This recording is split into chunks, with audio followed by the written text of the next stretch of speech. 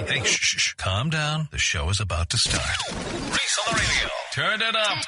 Turn it up low. Turn it up loud. It's like a dream come true. Turn on your radio. Reese is on the radio. Yo, let's get it. Due to the nature of this program, discretion does not exist. It's Reese on the radio. Right now on WTIC News Talk 1080. Yeah! I invoke my Fifth Amendment privilege.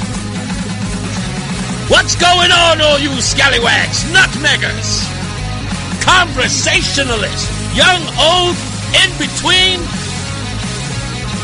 and you Fifth Amendment haters? It's Reese on the radio on NewsTalk 1080 WTIC. The beautiful wife in the house today. Hello, my dear. Hi.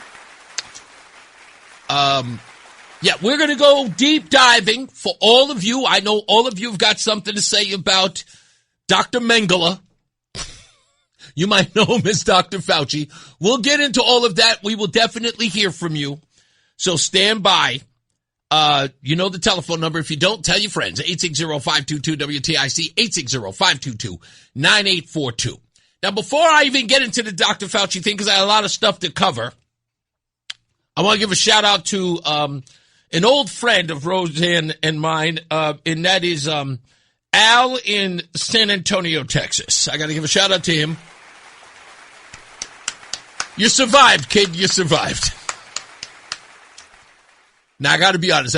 It blew my mind to hear that this morning. But Roseanne and I just found out that a couple of months ago, was it May? It was May. Yeah, May. We found out that our next door neighbor, across the street neighbor in our small little town in San Antonio, got into a little bit of a domestic situation. Got stabbed twice in the gut and made the news out there.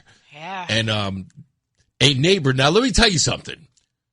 Now, folks, the only reason why I'm telling you this is because you never know. You just never know. I knew. Well, Roseanne knew. Maybe she knew. I told you. I'm saying this because this is a cautionary tale, but at the same time, kind of, informative. So, Roseanne I would come home from work, and when we had our U-Haul business out there, I would come home, and Roseanne would be embedded in a political conversation with our neighbor. The wife. We'll call her Pokey. Doesn't matter. She's in a public record. It's part of the public record. Fine, we'll call her Pokey. I like Poke because she, yeah, poke. She did poke, yes. So she would be in this conversation with Pokey. We've mentioned them on the air before because, again, we love our neighbors. We may have to rethink them now. Anyway. And I would come home, and Roseanne would be over at Pokey's house, right across the street when I drive up. Sitting in the driveway. Would be, sitting in the driveway with Roseanne. And they would be caught up in these political conversations, and Pokey is a devout leftist, a No Kings rally attending leftist. They even had an illegal that they housed, remember? That's right. They housed an illegal. So they walk the walk as much as they talk the talk. Yeah. And there was Roseanne in this conversation with this woman all the time about immigration, Donald Trump, whatever the case may be. And I would go over nervously and say to Roseanne, are you behaving? Are you behaving? You know, we like our neighbors. Yeah, we like our neighbors. I know that you are newly found to be a conservative and but I don't want you to get in a heated conversation. I don't want to have this adversity with my neighbor. Thank God I didn't. Well, it turns out Pokey poked her husband twice. In the gut. At least twice. He had defensive wounds on his arm. He had defensive wounds on his arm. Yeah, spent 3 days in the hospital because of this domestic situation. Now, I understand that she has since moved out. That may be because she's incarcerated, but who knows? But you just say to yourself, whew. Because if somebody can get that volatile with the person they're married to, there's no telling what they'll do to you. Yeah, true. And I had to reevaluate that all last night, saying to myself, do we have to be careful now? Now? What do you mean now? Do we have to be? I'm just saying. You never know. You can't talk to these wackadoos. You can't. They are so bent on making us as morally proper as they are. But this is the reason why I say that my engagement with people on the left is done in a very... Right, you have a tolerance for stupidity that I lack. Let's call it what it is. No. Yes, you do. I have a tolerance for people's difference of opinion. You have a tolerance for stupidity that I lacked. I cannot look at a person and maintain, like, my face does this automatically. My face has an outside voice right now. When I hear stupidity fall, all illegals need to be here because we're helping them. Are you dumb? Like, I don't have the mental capacity to sit there and engage in conversation with the person, but you do. You genuinely want to understand their point, and I'm looking at them. Why? Because the quality of the statement is what I consider. I know the person that I'm talking to doesn't really affect any change in any meaningful way. This is just someone's opinion, whether it's off the beaten path or completely ridiculous and denun. Do you see right now? Yeah. My tolerance for your stupidity is really low. I will tell you why. What is that? You become the people around whom you congregate. Right. And if you allow yourself to be around people, you'll start to mimic them. You will start to be dumb like them. Listen to me. I know that the person talking to me, whatever the policy is, I already understand where they're coming from. I know them 2 ways to Sunday, 3 ways to Saturday. I understand their point of view. I have my own point of view. I don't need to convince anyone. See, that's the argument that I always have with folks. I keep saying, oh, did you think this was a debate? I don't need to convince you. I already know I'm right. Right? So if you're going to be that person who's going to be ignorant, you have every right to do so. It doesn't matter to me. Over there. Yeah, do but it see, over that's there. Away from me, so I don't accidentally catch some of your stupidity. So it's airborne. It's like COVID. These people should walk around with a mask. That's it. The purple hair, the face piercings, and the mask. That is the indicator that this person is too stupid to function in normal society. You said it's airborne. I love that. It is. But that's what I'm saying. So what I'm concerned is that Roseanne is going to get into a conversation with someone, and she is not going to tolerate this stupidity, and then it will become a heated exchange. And I am trying to get Roseanne to see my side of how you deal with those things by just making them feel welcome. Not so much as acquiescing. Is trying to understand more. But you're not welcome. That's the problem. You're not welcome. It's like having a person with lice and inviting them to sleep over at your house. I know you have lice, but listen, I tolerate you. I never get that close, and nor would I ever invite them into my home. I already know. You don't know how far those things can jump. What if a nice little gust of wind picks it up and carries it? Listen to me. I have enough agency within myself to know that I am not going to let their ridiculousness rub off on me. Right, I already know where they are. You know I have a poor immune system. Yes, I know. Yeah, somebody just coughed in New Jersey. I'm going to be sick next week. This is true. Somebody's stupidity. Somebody's being stupid right now in some other city, and I'm going to catch a piece of it somehow. It's going to get in my eye. I know. All I want you to do is to just be patient with them, because at the end of the day, they have no real world effect on their opinion. That's all I'm saying. I don't like being around hobos either. I'm just saying hobos don't affect anything in reality. I'm not walking around hanging out with hobos. Please explain to me why are you a hobo? I don't have any interest in it. Just because of what happened, I want you to be careful. That's all I'm saying. I don't get a pokey poke. I want you, so you don't end up in the pokey. That's my point. Anyway, I just wanted to get that out of the way, just because.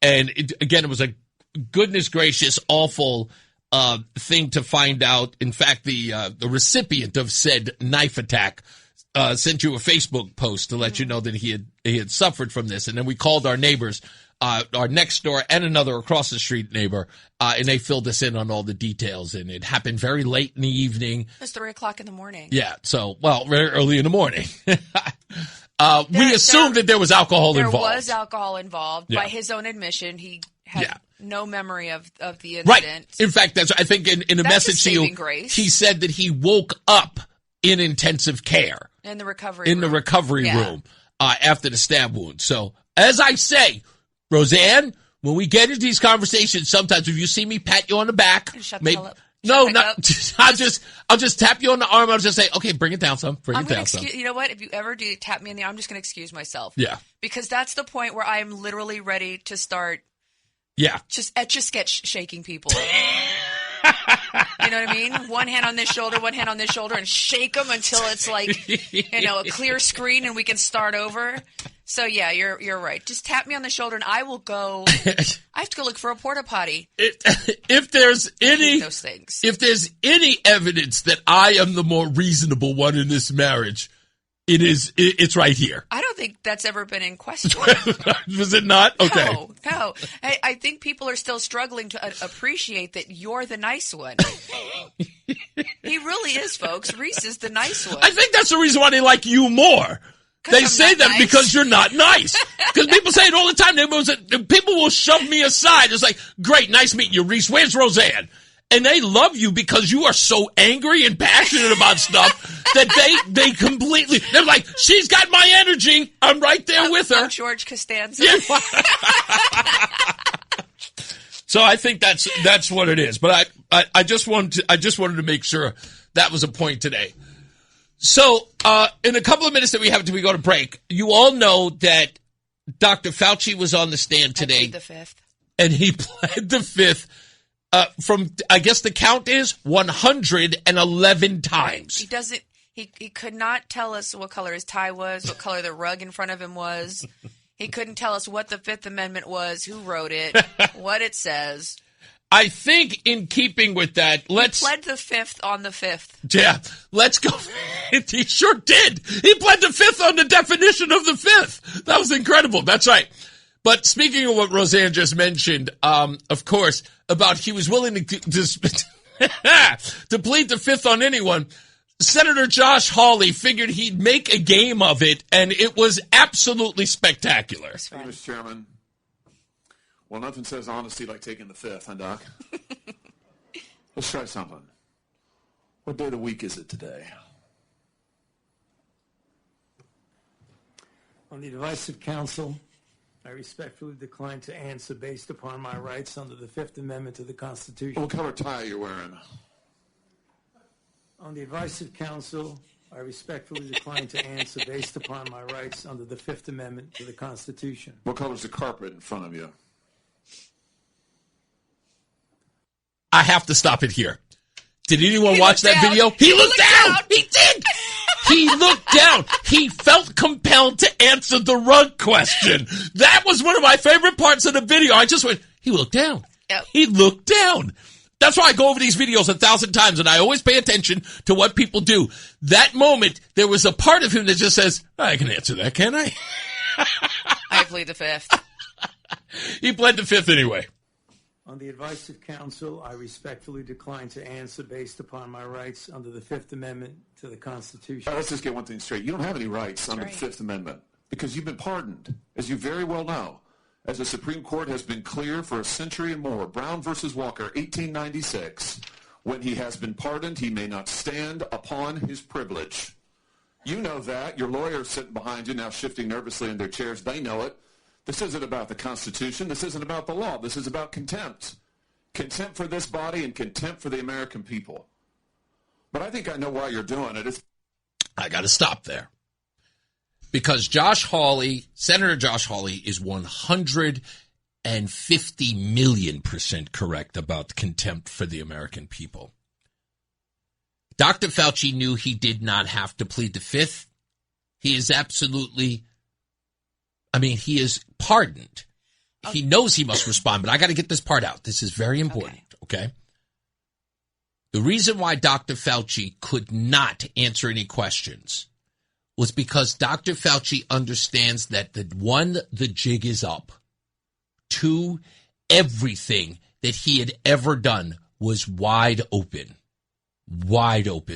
for the public. He was exposed. And I mean, exposed like a naked bum in a underpass. Like a centerfold. That's right, exposed.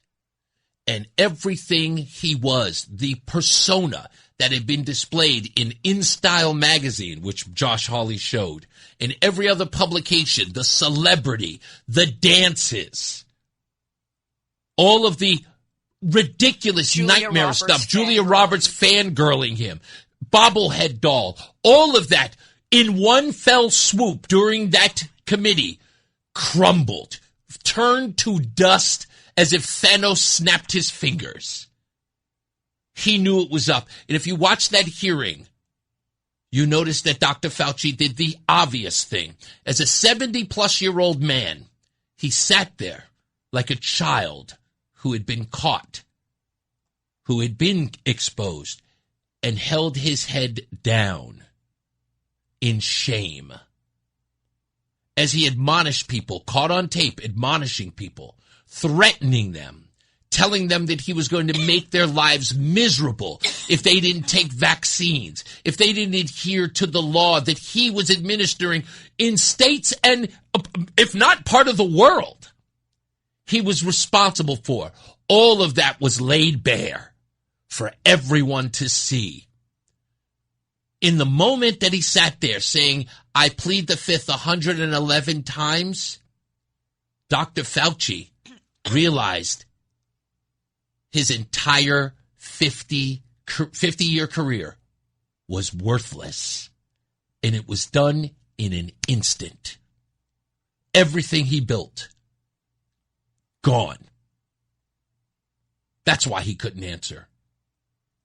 He would have to tell the world, yes, I lied. Yes, I absolutely lied. And far worse, I am responsible for 1 million dead Americans. It is without a doubt. That man is responsible for mass murder because of everything he did. That's why he was pardoned all the way back to 2014. That is irrefutable.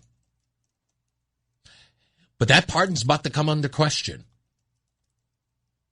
And we're going to get into that very, very deep when we return. So stand by. Plus your phone calls at 860-522-WTIC, 860-522-9842. We'll be back. It's Reese on the Radio. Fan of WTIC? Then do us a favor. Download the free Odyssey app and favorite WTIC. All right, we're back. Reese on the Radio, Roseanne on the Radio, live on WTIC, News Talk 1080. Get your phone calls in a quick second. Stand by. Dr. Fauci has a pardon that many people are questioning online. More so the legitimacy of the pardon because of an Axios piece that says that this pardon was not directed by the President of the United States, according to the report. I think it was a New York Times report, in fact. And it says that it was unilaterally done by staffers, which means there's a question on whether or not that pardon is void. And I think there's a strong argument for that. But what was so suspicious that people are talking about today, it wasn't like it wasn't brought up before. We've all paid attention to this before. We know about this already. Dr. Fauci's pardon goes all the way back to 2014, which the mainstream news media kind of avoided. Places like Fox News talked about it briefly, and in other online news outlets talked about it all the time. I remember we even talked about it here on WTIC because it all made us kind of question. That's weird. But we assumed to know why. And it was brought up during the hearing today, but I'm going to let Roseanne actually sort of break down why many believe 2014 is the important date as it pertains to all of this, and that is what? In March of 2014, Anthony Fauci began doing some work with the Wuhan clinic. By May of 2014, the Eco Alliance, which gets their money from NIAID and the NIH, they gave money to Eco Alliance, who then gave the money to the Wuhan clinic. Mm-hmm. The Wuhan clinic in 2014 began research. So they got Fauci worked with them in March. May they get the funding. June 1st, 2014, they do research, and this is the exact title of the research. Where'd it go? Oh, here it is. Sorry. Understanding the risk of bat coronavirus emergence. This, again, June 1st, 2014 is when this research began. Mm-hmm. So 2014, January 1st, 2014, this covers the 6 months prior to. But I will tell you what else he was dealing with in 2014 was Ebola. Really? Mm-hmm. Interesting. Yeah. When did we have that outbreak? Remember that when everybody was traveling? It was like for some other reason, like Ebola made people get on planes. I was like, hey, I feel like flying today. I have Ebola. It's like a side effect of the Ebola. That was an interesting time. Yeah. So this is an important thing to understand, and why people want Fauci's head, figuratively. Some people literally. I'm just saying figuratively. People want him in jail. People want him in prison. People want far worse. But I'm saying I cannot spare him any grace at all. In my personal opinion, and I think a lot of this is shared by many of you, Dr. Fauci deserves, that thing. Yeah, I mean, he just does. Because it's not so much about how he affected society. I wish it were that simple. But we've got 1 million dead because of the confusion, not only that he played a role in our public policy across the country. It's from what we know about his diaries that play a role in everything he was doing at the same time. So what was being said in public and what he was saying in his diaries, the exposing of that shows that this guy was just waving a wand and just going, let's do this, let's do that. Look at my celebrity. Look at the way. This guy was a megalomaniac in charge of everything, and he was celebrating himself behind it. Like, literally, the absolute gravitas of this guy, what was going on in his brain. He knew he had power. He knew he had celebrity. He knew that everyone was marching to the beat of his drum, and he wielded it like a king. He wielded it. It's disturbing. Yeah, everything about it that he was doing was based upon his own ego, and there were lives at stake. Lives. There were billions. He hid his own medical injury after he was boosted. Yeah. He hid that information from people, as there were countless folks who died. And he played a role in censoring those people. And physicians, we're talking about people who knew what they were talking about, were X'd out of society, censored, deplatformed, maligned by the Oval Office and President Joe Biden. All of that was happening at the behest of Dr. Anthony Fauci. Men and women who could have saved lives if they were allowed to speak. Medication like ivermectin could have saved lives, but this guy stopped it all, and it's all in his diary. All of it. So part of the reason, part of the reason it is suggested that he was putting a kibosh on those other medications is because he wanted to be the founder of the new life-saving vaccine. I would just say that it's quite interesting. At the same time that gain of function began with the coronavirus in Wuhan, he wrote a paper in a medical journal. I want to say Lancet? No. Okay. Indicating that he was questioning whether or not we should develop an AIDS virus vaccine. So it's quite obvious that he's very, very centered on he himself being credited for the discovering vaccines for viruses that seem to emerge. He wanted to be deified. Right. I showed you this list offline, and we're kind of debating on how I should go about this. But some of these diseases, novel zoological diseases. So they started in animals. They're brand new. How they crossed humans into the human bloodstream, unknown. Begs questions. It begs the question, but it's interesting that the treatments and viruses are all, and vaccines are all coming under Dr. Fauci. It's questionable. It definitely, it's like if every time Roseanne came to somebody's house, something ended up missing, eventually people are going to be like, I think she might be, a little sticky finger. Name the few, without getting into details, name the few that you're talking about that sort of have a very close association with Dr. Fauci. Ebola, HIV-1, HIV-2, SARS-CoV-1, H5N1, which interestingly is now affecting birds, chickens in particular here in the United States. MERS-CoV-2, SARS-CoV-2, COVID-19, hantavirus, Hendra Zika virus, West Nile virus. These are all viruses that were being studied in labs funded by NIAID and NIH under Dr. Fauci's tutelage. And interesting how these were, how outbreaks theories. happened. Yeah. Right. They were discovered in an animal and being researched in laboratories, and intriguingly, there tends to be an outbreak around the vicinity of that lab, and it becomes a global problem. Interesting.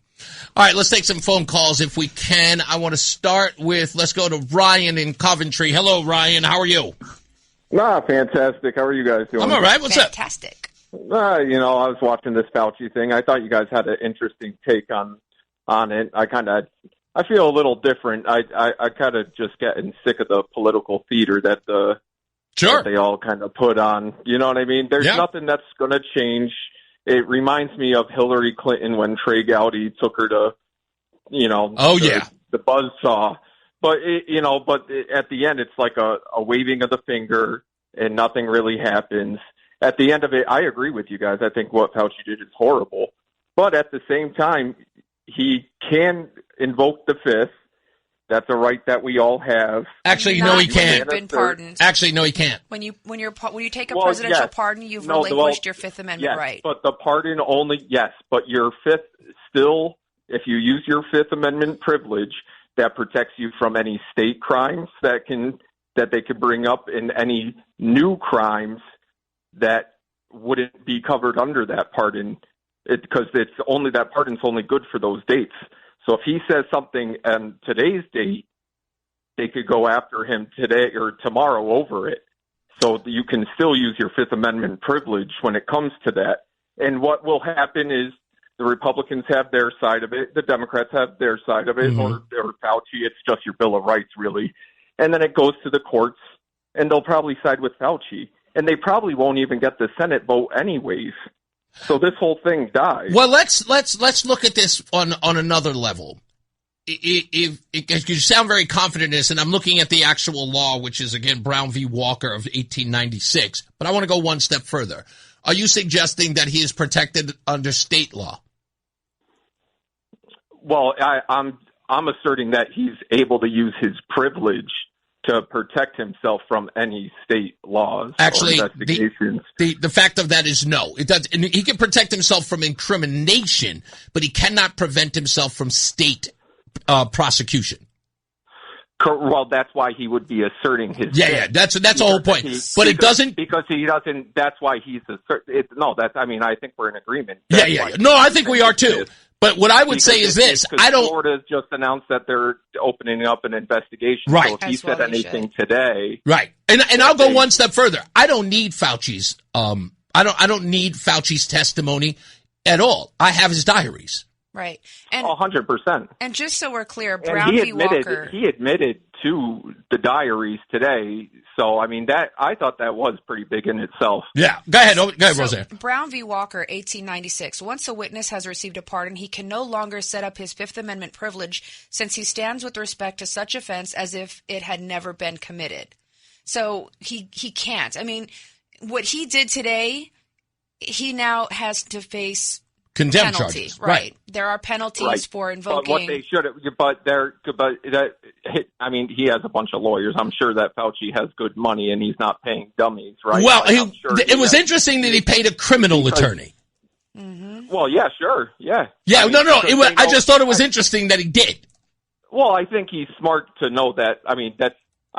Rand Paul's made it pretty clear. I mean, it's almost the problem with what the Republicans, like how they attack it. It's almost like well, I'll tell you this: no surprise element to it, like they know what to expect and they show up prepared every time. I'll go this far and I'll let you go. If Republicans do not get a contempt vote, this will play a huge role in the midterms, without a doubt. Ooh. They've got. You think so? Oh, without a doubt. Listen to me. The base wants blood, and Fauci is one of the people on the list. Trust me. They're not going to get it. We'll see. They're not going to get it. All right. We'll see, Ryan. Thank you, buddy. I appreciate you, man. Back. All right, guys. You got it. Good one. All right. We'll take a break. We'll come back. We'll grab some more phone calls when we return. It's Reese on the radio. It's Reese on the radio on News Talk 1080 WTIC. Phone calls coming up real quick. Someone mentioned in the chat room, and says that it was mentioned today in today's takedown that Fauci kept his diary on a federal computer. He did. Very smart for a man of science. Do you not understand why he did that? Why he put it on a federal computer? He never thought that he'd be caught. That's just the arrogance of everybody in Washington. They thought the people who would check on him, in essence, like nobody was ever going to bring Donald Trump back.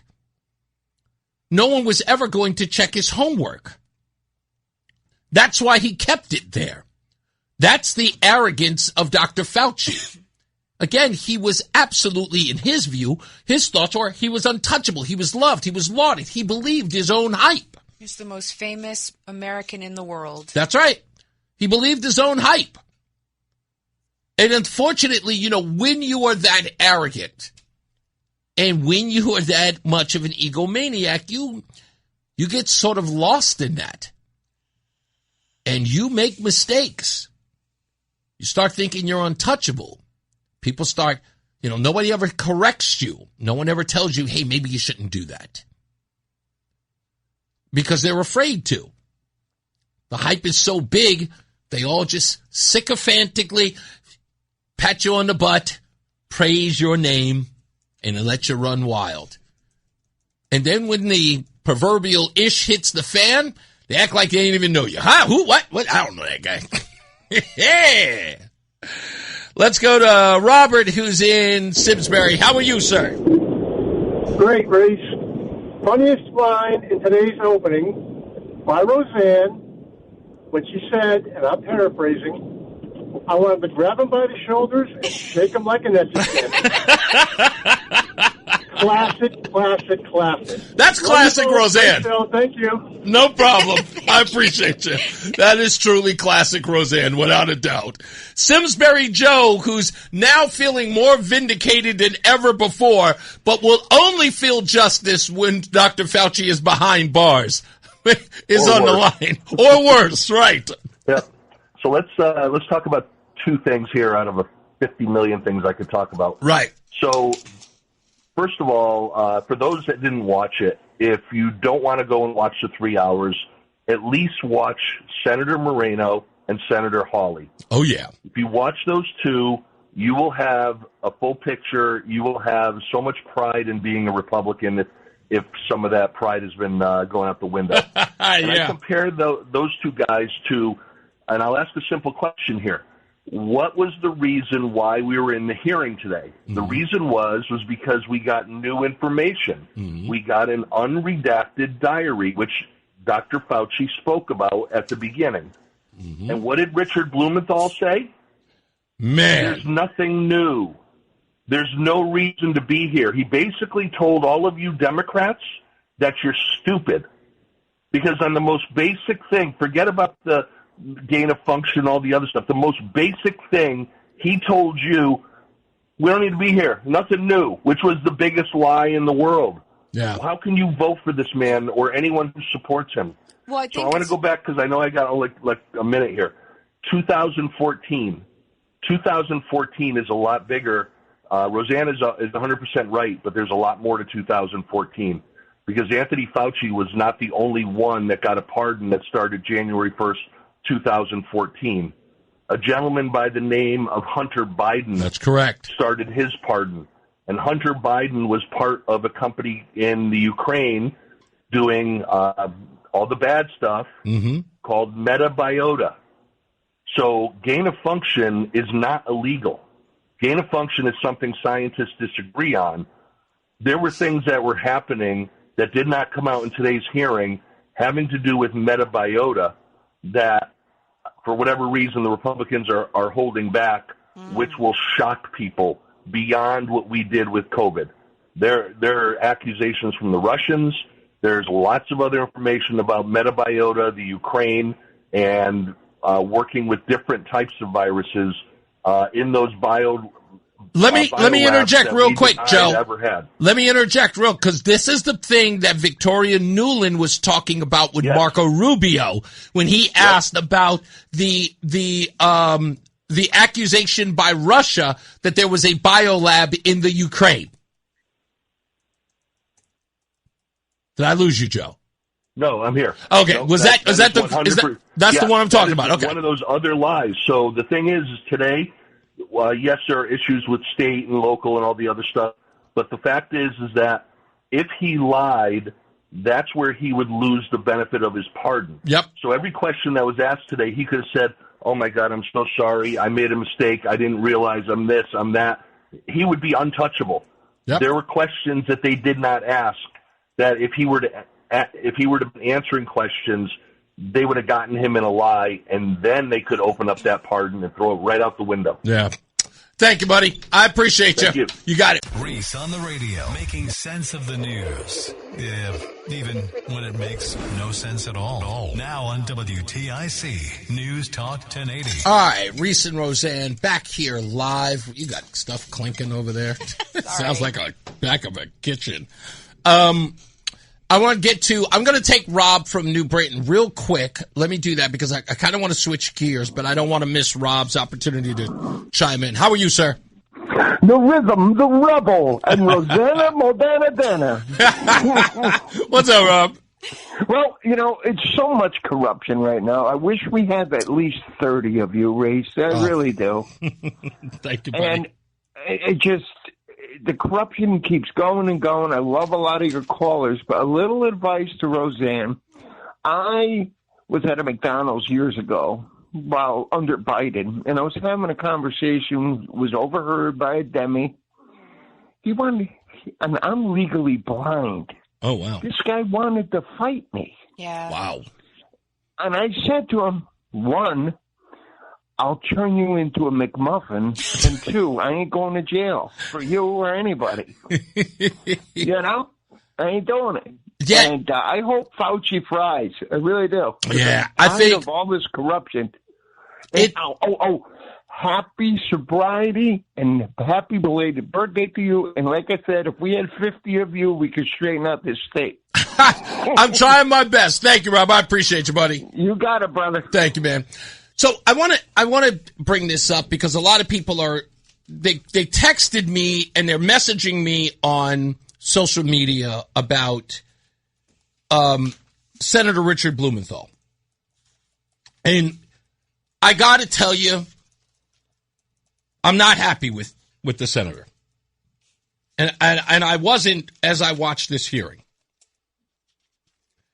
And you may have noticed after the Senator Blumenthal and whoever that other guy is, I think it's William Tong's younger brother, Kim, that bozo sat there and played this whole, Dr. Fauci, you have been a pillar of our society and all this other nonsense.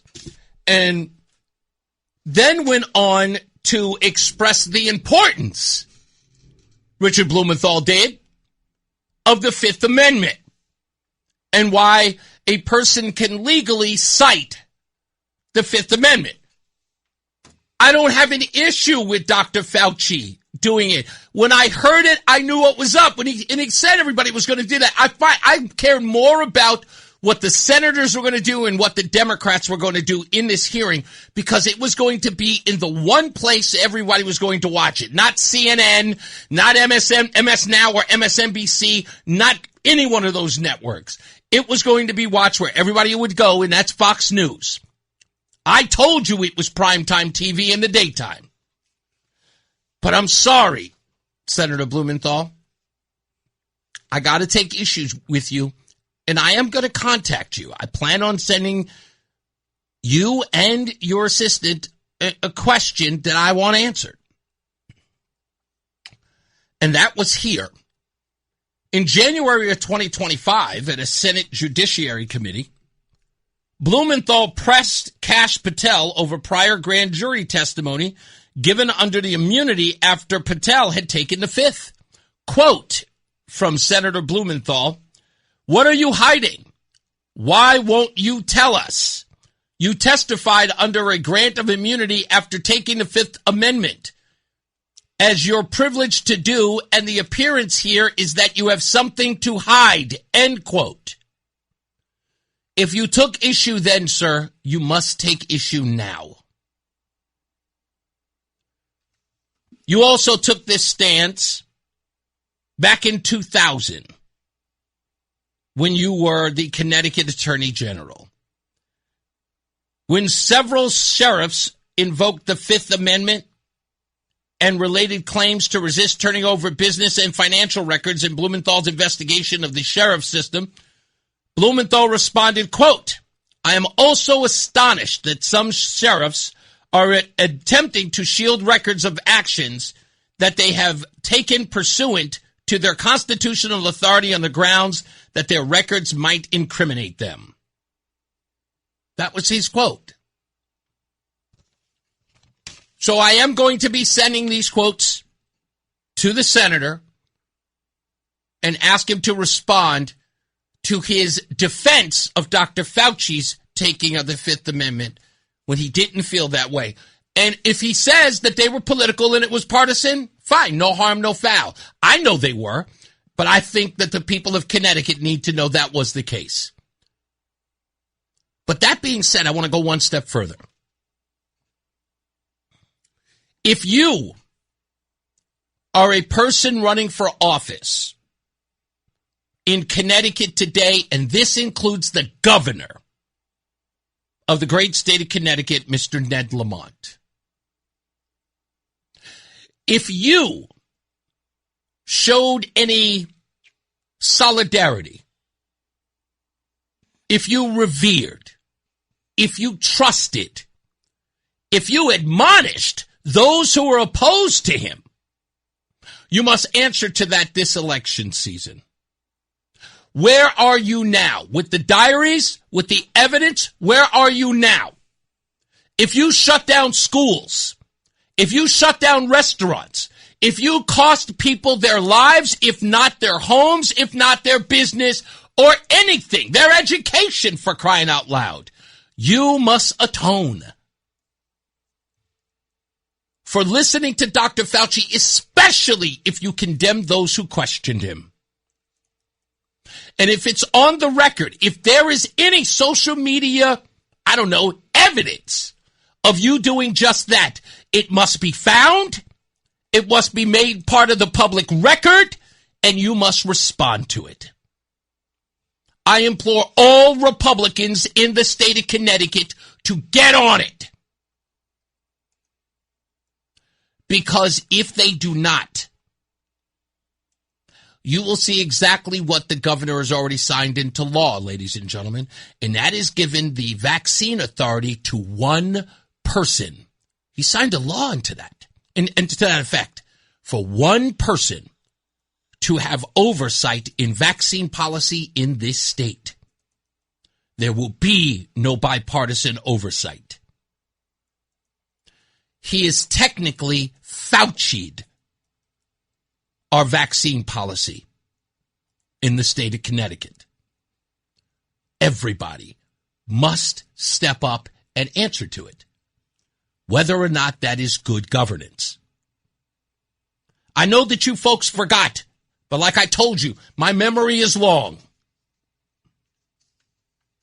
I want you all to make sure that you understand that Democrats have to be held to account. There was a lot of loss in this state and across the country. You all know it. Many are still recovering from it. There are public officials, there are people who are in power right now who are Democrats, who are constantly telling us that we are in recovery from COVID-19 and the COVID era. We have not come out of it, they tell us. It's the reason for everything that has failed this state thus far. They keep telling us that. So, now that we know who is responsible for that, yes, Dr. Anthony Fauci, what say you today? Would you do it all over again? That question must be answered. And if the press, which I know doesn't have an ounce of credibility, unfortunately,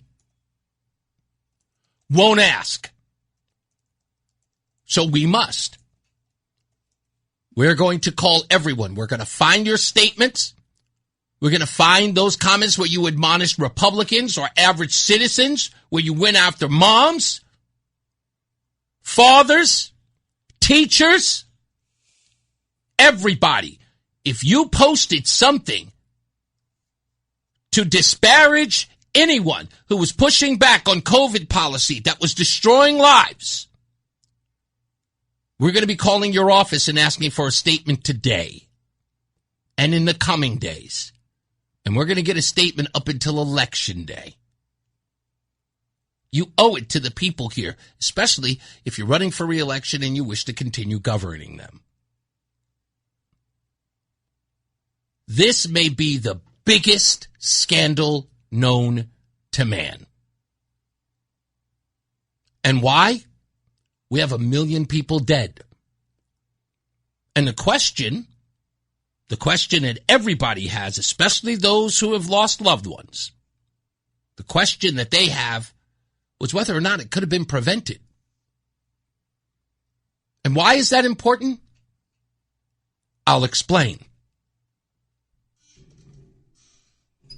While all of you are telling us that we need to prioritize immigrants in this country, or that we need to prioritize ICE because of the deaths of Alex Preddy and Nicole Good, while we need some sort of oversight into the deaths of those individuals or the 10 people who have died at the hands of ICE, or the allegations that people have died in ICE custody, if those things are relevant, then far more relevant are the million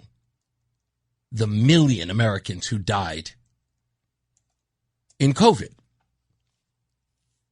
Let us not forget those who died from vaccinations.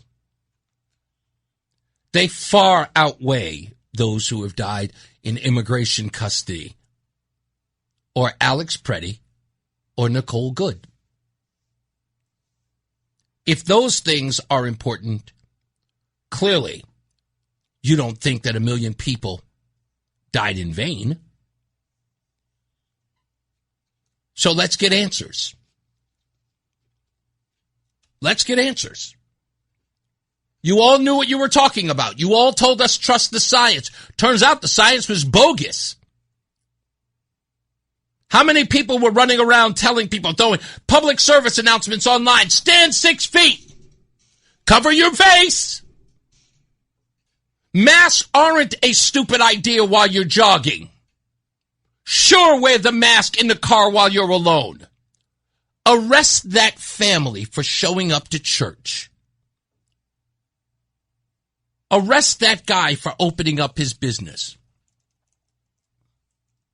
Close down the church. Keep the liquor store open. Keep them drunk. But don't let them praise God. Nothing could be funnier than to stand here today knowing that you guys shut down church and then signed a law to have classrooms give Islamic studies. We don't forget, folks. And the kids may think 6 years ago was a long time ago. I don't. As far as I'm concerned, COVID was yesterday. And I know a lot of people who listen to this very station and this show feel that way too. And the reason why they feel that way is because no one has paid. No one has paid for the loss. Someone has to pay. You gotta understand that. Even if you think this is a witch hunt against the good doctor, somebody's gotta pay. We want it. When you guys are talking a good game about going after Donald Trump's political enemies, I'll go one step further. Dr. Fauci is an enemy of the state. And I think that many of you know that to be true. If you read that diary, if you read these documents, you'd be thinking it too. But I want to extend an olive branch. While the rest of you keep telling us that we don't have any standing. In one America, Dr. Anthony Fauci is trusted and even immortalized. In the other America, though, he is tarnished and distrusted. Don't believe me? Take a look. The Fauci era is officially over. Right-wing TV has cast Dr. Anthony Fauci in the role of villain. Grouchy Fauci, Dr. Doom and Gloom, Dr. Flip-Flop Fauci. GOP lawmakers are echoing the attacks, showing the feedback loop in full effect. An activist scientist, an arm of the China's propaganda machine. It's as if President Biden is a weak target of the anti-Democrat media. So they are assailing Fauci instead. Dr. Fauci has been more politician than physician. Fauci's voter registration shows he is affiliated with no party. He's worked for Democratic and Republican presidents, but now he's become a Republican boogeyman. His emails are a new excuse. Sean Hannity claiming that Fauci said one thing about the lab leak theory in public and another in private. These emails provide growing evidence. Fauci was warned, and Fauci repeatedly, consciously downplayed it repeatedly. Routine emails portrayed as scandalous. Where have we seen this trick before? Ah, yes, Axios calling Fauci Trump's new Hillary Clinton. A Freedom of Information Act request revealed Fauci's emails from March and April 2020. And one email out of thousands showed that an executive with ties to China's Wuhan Institute of Virology thanked Fauci for saying science supports a natural origin of the virus. The origin is still being probed by Biden's administration, and Fauci is saying that bad faith actors are taking his words way out of context. You can misconstrue it however you want. I said that I think the most likely origin is a jumping of species. I still do think it is, at the same time as I'm keeping an open mind that it might be a lab leak. Keeping an open mind? What an original concept. These GOP lawmakers' minds are made up as they call for Fauci's resignation, thereby providing more content for GOP TV. Your job, I think he should be fired. He should go. Dr. Fauci has blood on his hands. But Fauci is not taking it all in silence. Fauci asserting that the hits against him are attacks on science. Because all of the things that I have spoken about consistently from the very beginning have been fundamentally based on science. Sometimes those things were inconvenient truths for people, and there was pushback against me. And that, of course, garnered even more scorn. He can speak for himself. He's always got a place on Nicole Wallace's show where she'll tell him what a great man he is. Really kind of a hero. So what is this all about? Are they trashing Fauci to rewrite history and redeem Donald Trump, excusing the former president's pandemic failures? Is it bigger than that? I don't know, folks. What do you think? I think that Dr. Fauci is a fraud, and the most trusted name in news did everything they could to cover for him. Since we're on the Brian Stelter thing, I'd like to play an oldie but goodie. That phrase, do your own research, it's popping up a lot in conversations about coronavirus and about COVID vaccines. Nicki Minaj used similar wording in that tweet this week, saying she was doing research. But this go-it-alone approach, doing your own research, it seems so innocent, but it can have serious consequences. Just so we know. Roseanne? I was just going to say, what was his coverage of Biden during Biden's whole... Same thing. Fawning, bootlicking, same typical. Just remember, Fox News, still considered the most lying news network there is. And there's Brian Stelter giving you all you need to know about Dr. Fauci. If CNN is defending a public figure, that public figure is corrupt. Yeah. You can damn well bet it. It's kind of scary. His show, by the way, in 2021, that was Brian Stelter. You want to hear the crazy part about it? The show was called Reliable Sources. Yeah, that's right. Fox News admonished on that program on CNN. Again, the most watched cable news network, admonished by the least watched cable news network. I mean, they get beat out by, what is it? Do Your Own Home? HGTV is watched more than CNN? I think it's the... Which one? Fireplace. The Yule log gets more views. Yeah. I think they actually do pretty well. Yeah. So I know there's so much more that people are going to get in the rest of the show. You want to call in, that's absolutely fine. But we got bigger business to get into on the next half hour. We have to talk about a situation where it turns out another illegal not only has a valid driver's license, but was also registered to vote. What? That's right. That doesn't happen. Yeah. Crazy part is that the last case that we covered with Seyo Sekunjanen, I can say his name now. You're welcome. Turns out Seyo Sekunjanen, who got his driver's license in 1999, well, our new player was born in that year. Yeah. And now has a valid driver's license, even when they had drive only. Weird. We'll talk about that when we return. Stand by. It's Reese on the radio.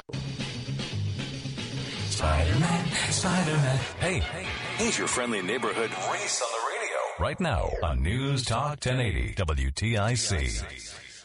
We have horrible and very, very sad news to report because we lost a Bridgeport police officer in a fatal accident on July 13th. And according to the story, a woman by the name of Melissa Esperanza Ramirez Romero, allegedly of Stanford, identified by Department of Homeland Security as a criminal illegal alien, is charged with 2 counts of second-degree manslaughter with a motor vehicle after a July 13th drunken head-on crash in Danbury that killed the aforementioned Bridgeport police officer Cooper Whiteside and his girlfriend Brittany Islami. Islami is a mother of 3 children. A Democrat-appointed Supreme Court judge has reduced her $500,000 bond to $300,000, despite the fact that Miss Romero has an ICE detainer. Her lawyer calls her a pillar in the community that she is not a legal resident of. She's a pillar? That's what it was referred to as. Okay. Just after 2:45 a.m. on July 13th, an off-duty Bridgeport police officer, Cooper Whiteside, and his girlfriend, Brittany Islami, were riding his Harley-Davidson southbound on Sugar Hollow Road in Danbury near the Ridgefield line. A 2012 Jeep Compass driven by Melissa Ramirez was headed north. Ramirez crossed the double yellow line and slammed head-on into the motorcycle. Both Whiteside and Islami were pronounced dead at the scene from blunt force trauma. Whiteside was found in front of the vehicle, still there at the crash scene. His girlfriend, Islami, was found behind the vehicle. Oh, my God. Toxicology showed that her blood alcohol content was 0.14, nearly twice Connecticut's legal limit of 0.08. She tested positive for cannabis. Investigators found an empty Corona bottle and an empty Corona can with beer spilled in the rear of the Jeep. The THC vape cartridge and data indicated that she was driving or traveling 63 miles per hour before the impact of about 53 to 56 miles per hour at the moment of collision in a 45 mile per hour zone. Ramirez was arrested a little more than 10 days later in Stamford with assistance from the Stamford and Bridgeport police. She faces 2 counts of manslaughter, as I said, in the second degree with a motor vehicle, operating under the influence and traveling unreasonably fast, and a failure to drive in the proper lane. What we learned after the fact, because when illegals are caught in these situations, we are now forced to check other records.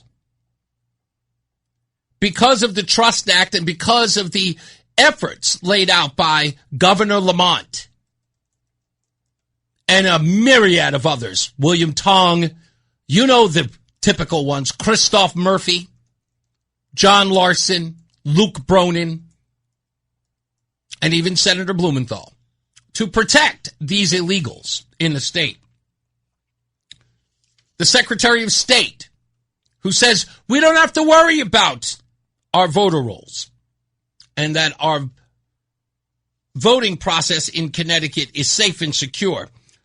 For some odd reason, a young lady born in 1999 who would be eligible for a driver's license 16 years later, which would place her around 2015, when we have a drive-only license in place for her to receive, got a regular driver's license.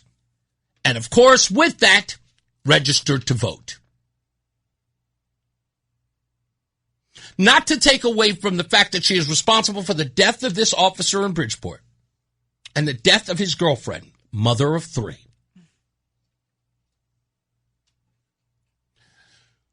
I need to make a plea to everybody who is listening to this program. I don't care what side of the aisle you're on. While you're sitting around or screaming about ICE invading our streets and pulling people off the street who are illegally here, I'm going to need that same energy when it comes to people who are being accosted by said illegals. If they're being trafficked, assaulted, raped, and in this case, killed. Need the same energy. I need the same energy. Because if you believe that these illegals belong here and should have safe haven here, you got to believe that for the poor officer and his girlfriend. No? How do we not? Officer Whiteside, who again, and I heard I got a phone call the other day. You see, people, immigrants who defend the United States died in Jordan. I just got a phone call about that. Just had a conversation about that, about a young woman who was defending this country, died in Jordan. She was an immigrant into this country. See, we have immigrants who give up their lives. Well, let's talk about Cooper Whiteside. Here's a man who dedicated his life to serving others, to protecting others. And he's killed by an illegal, drunk driving. on our streets, given a valid driver's license. You're talking about protecting folks. This guy doesn't deserve to be honored, respected, valued, avenged even? Hell yeah. How about this mother of three, Brittany Islami? You want to talk about separating people from their kids? Hello? She just got on a motorcycle with her boyfriend. Hey, let's take a ride around the block. And she's gone. I don't hear anybody weeping for her babies. I haven't heard one word. Renee Good got way more coverage, way more consideration than these three kids. I don't hear anybody talking about these kids. Or, let's just tell the truth, you don't give a damn about these kids. I know you don't. It's okay. The only way you'd care about these kids if they got here illegally. That's the criteria for you to care. American kids, nobody gives a damn about them. They got a legal right to be here. They're worthless to you. We know it. We understand. And don't get mad because I said it. It's in your actions, right? You always hold us to account. We're supposed to speak up when these atrocities happen that you set the litmus test for. We all have to step up. Did you notice the Republicans did not even care about Renee Good? Did you hear that the people on the Republican Party did not even shed a tear for Alex Preddy? 3 babies, no moms, nothing. Not one person's calling for Democrats to step up. Not one. Democrats, where are you? Let me tell you something, and this is going to make sense to everybody, especially the left. Think about this in the grand scheme of things. You tell us that illegals do not vote in our elections. They have no role in electing public figures, or public officials. None whatsoever. But the constituents do. Legal residents of Connecticut do. Yet, those very public officials, those very people, those elected officials, have more to say, put more sweat equity in the removal of people who have nothing to do with getting them elected than they do for the people who do. I don't see any of it when it comes to the people who are actually responsible for voting for them. At least acting like they care about them. But no, press conference after press conference after press conference for people who cannot vote for them. In essence, have no equity. Right? Not even establishing a bond with people who are going to go to the polling place. But maybe there's a reason for that, folks. And maybe that's here in Romero's case and point. She has a valid driver's license and ability to vote. Perhaps it's by design. Perhaps they've been telling us the truth all along. That the reason why they're putting all of this sweat equity into illegals and them being pulled off the street is because many of them have a voting record. Maybe that's the truth, because one doesn't make sense. It just doesn't. It never has for me. Why would they be putting themselves out on line, holding press conferences, pulling in the media, standing there, admonishing everyone? These people can't vote. There's nothing for them to... Remember, I mean, it's one thing if you're appealing to the millionaires and billionaires so you can get their money to fund your campaign, but what are you getting from illegals? Nothing. Nothing. Unless, of course, you are. Forgive me if I go out on a limb and say it's the latter.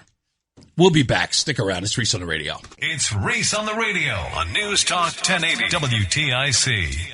I feel like you haven't even said anything. Have I just been going on my whole tear? Yep. I'm actually working on something really cool. What are you working right on? Now. What are you working on?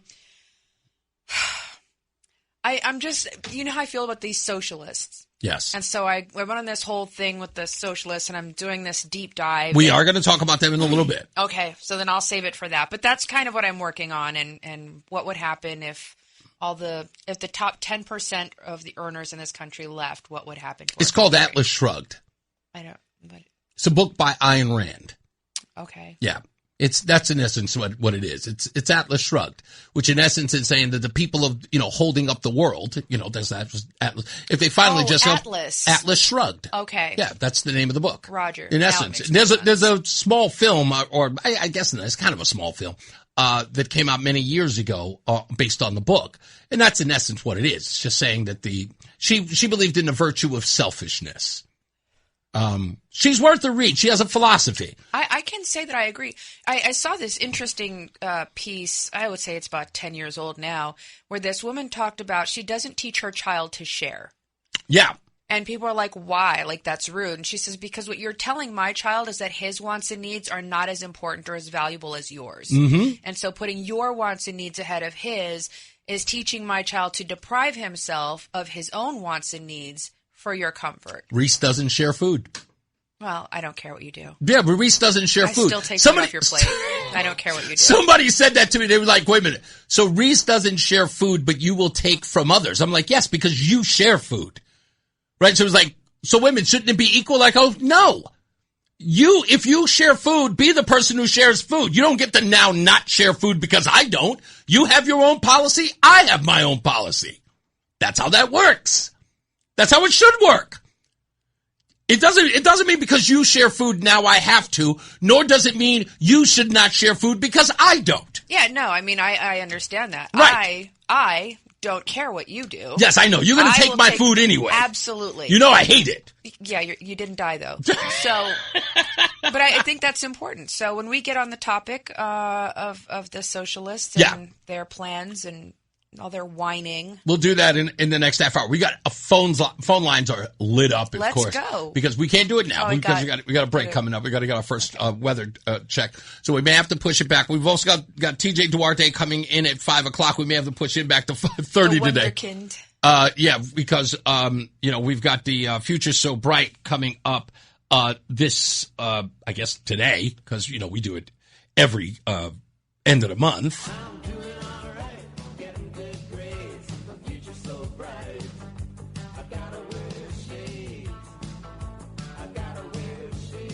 So TJ Duarte is coming in at 5:00. We'll talk to him about a host of things. He's doing some big things out there with his campaign. We'll also talk about some people who are saying that he's young, he's got no experience. I can't believe he's running. This is the prime time for him to be running.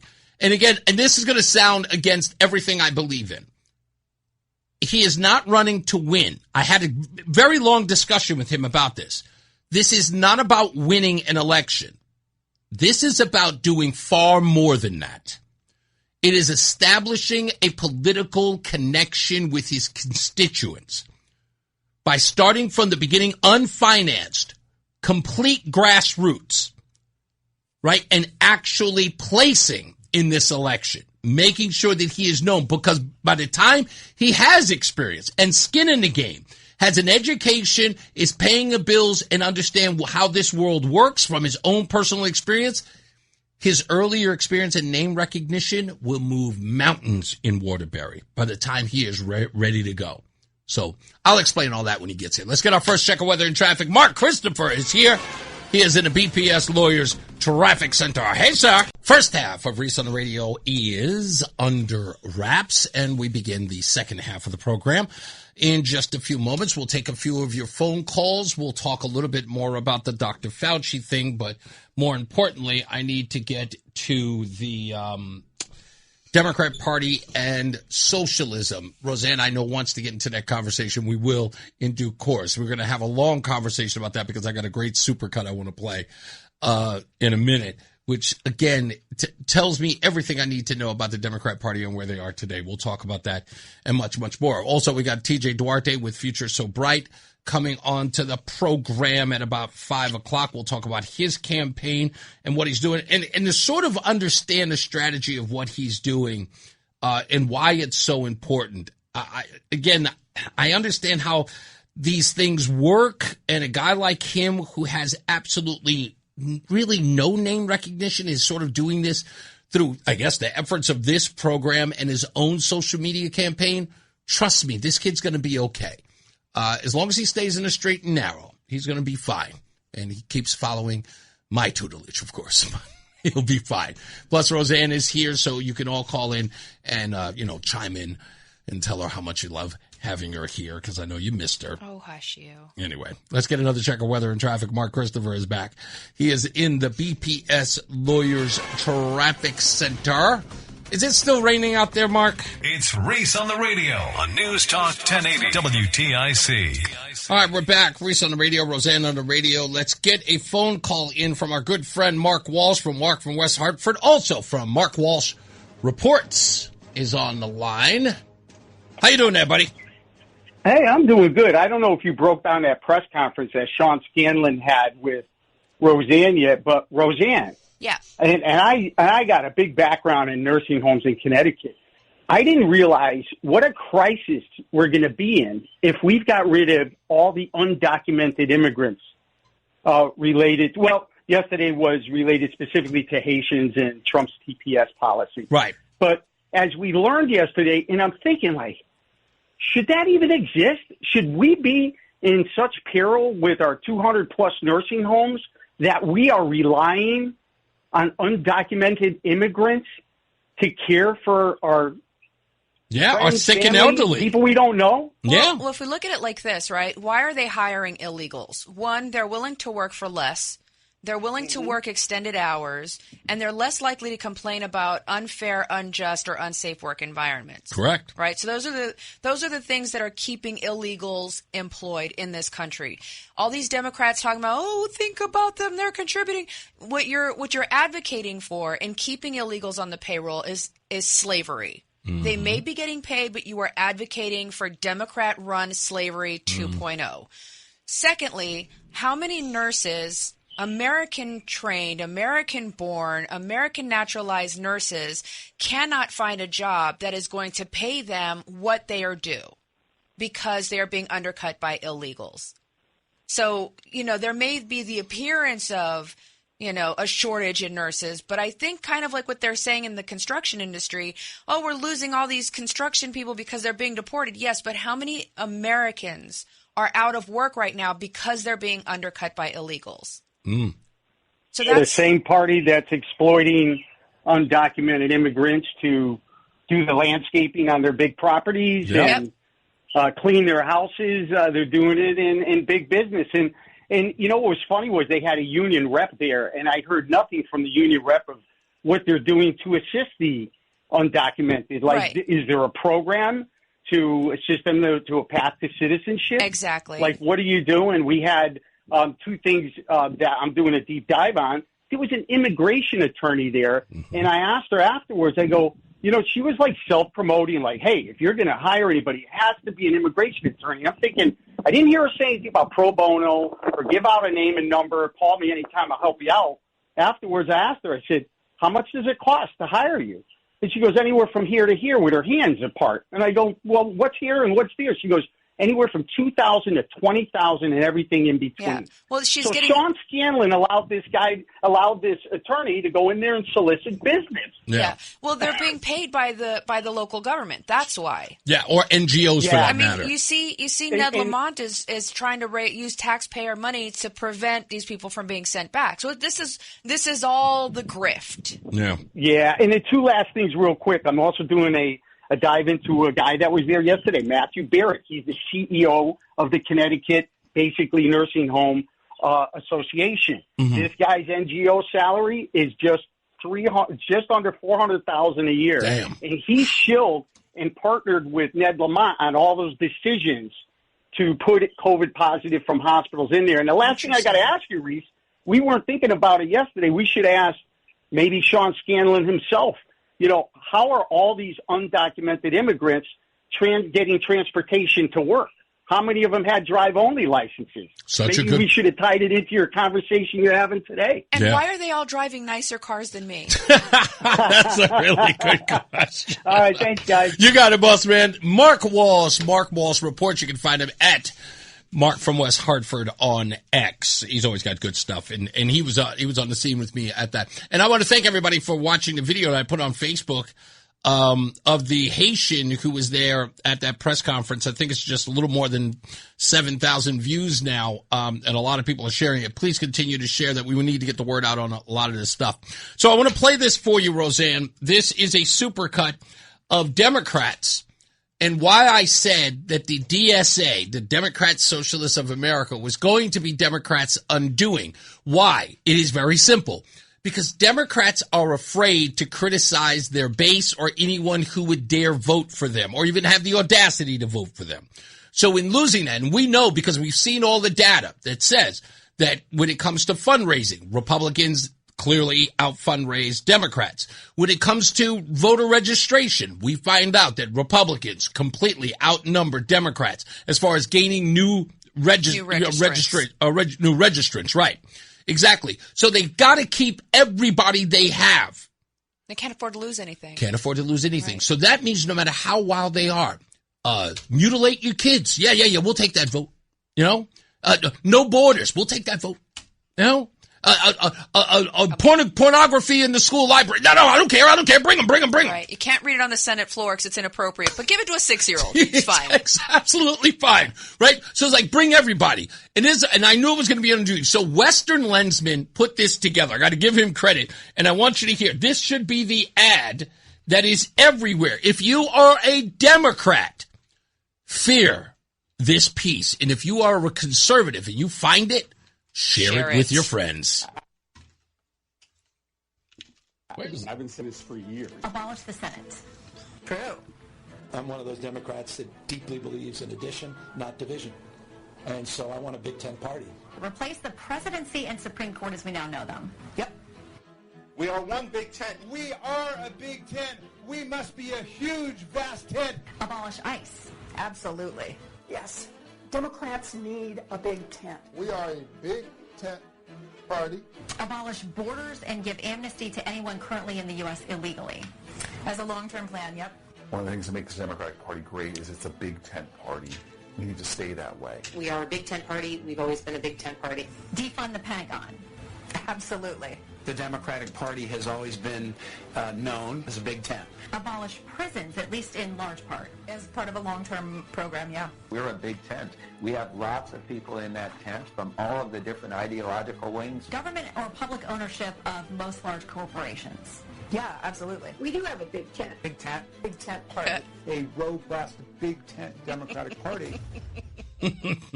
I'm sorry. It starts to sound inappropriate after big tent. Big tent. My tent is big. I got a big tent. My tent's bigger than yours.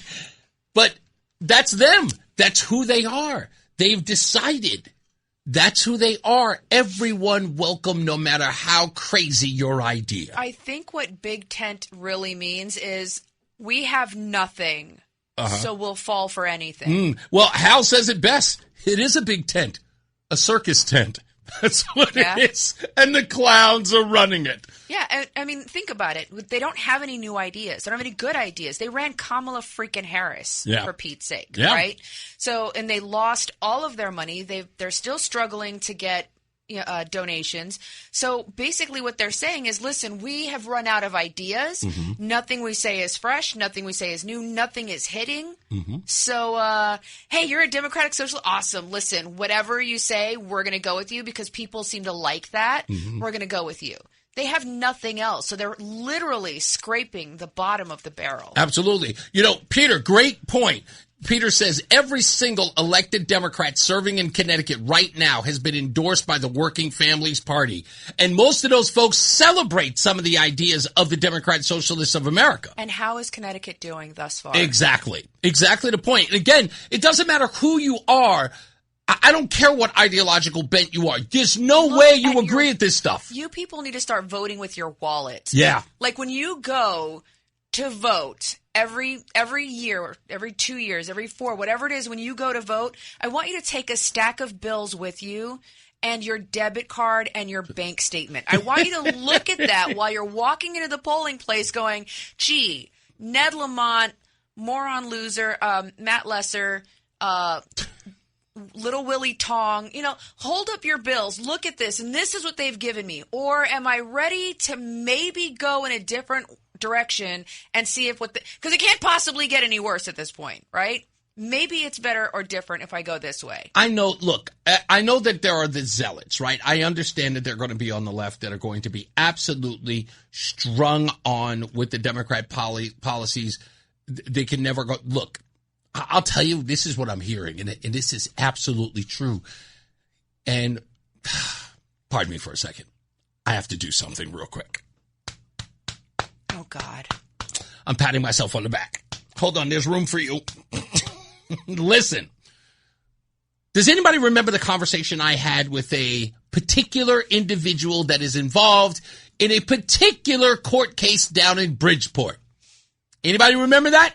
Yes, I had an exclusive off-the-record conversation with someone who is involved in, let's just say, a voting scandal in Bridgeport. I won't say their names, but they called me up and I spoke to them for an hour. And you want to know what they told me? The same thing I told you. They said, don't expect anybody from the inner city to be going to the ballots and voting for any Democrat. And if it is, it'll be a very low sum. They have lost all faith in Governor Lamont and the Democrats. And that sentiment is growing. And I'm hearing the same reporting from guys like Mike Ortiz, from Eddie Torres, hell, even Johnny Cruz, and he don't do politics. DM Livingston, same deal. You heard from Jen Dyer here, and don't forget Sherry from Hartford, who is right here sitting in that chair, in Roseanne's chair, sat here and told us the same thing. That the inner cities, no enthusiasm whatsoever at all. The jig is up. I warned you, I told you, and everybody said it's like, the Republicans, they're going to... Yeah, okay. Keep believing the nonsense. Remember, every one of these ideas, the first guy on that video is Chris Murphy, who says that we're a Big Tent party. That's Christoph Murphy there. Listen to him. I want us to be a Big Tent party. I mean, I've been saying this for years. Oh, you got it, buddy. It's Christina Murphy. We're changing her name. Listen, it's allowed now. No, he is Christoph. He will always be Christoph. You know why it's Christina? Because he's communist. No, because his testicles have reascended.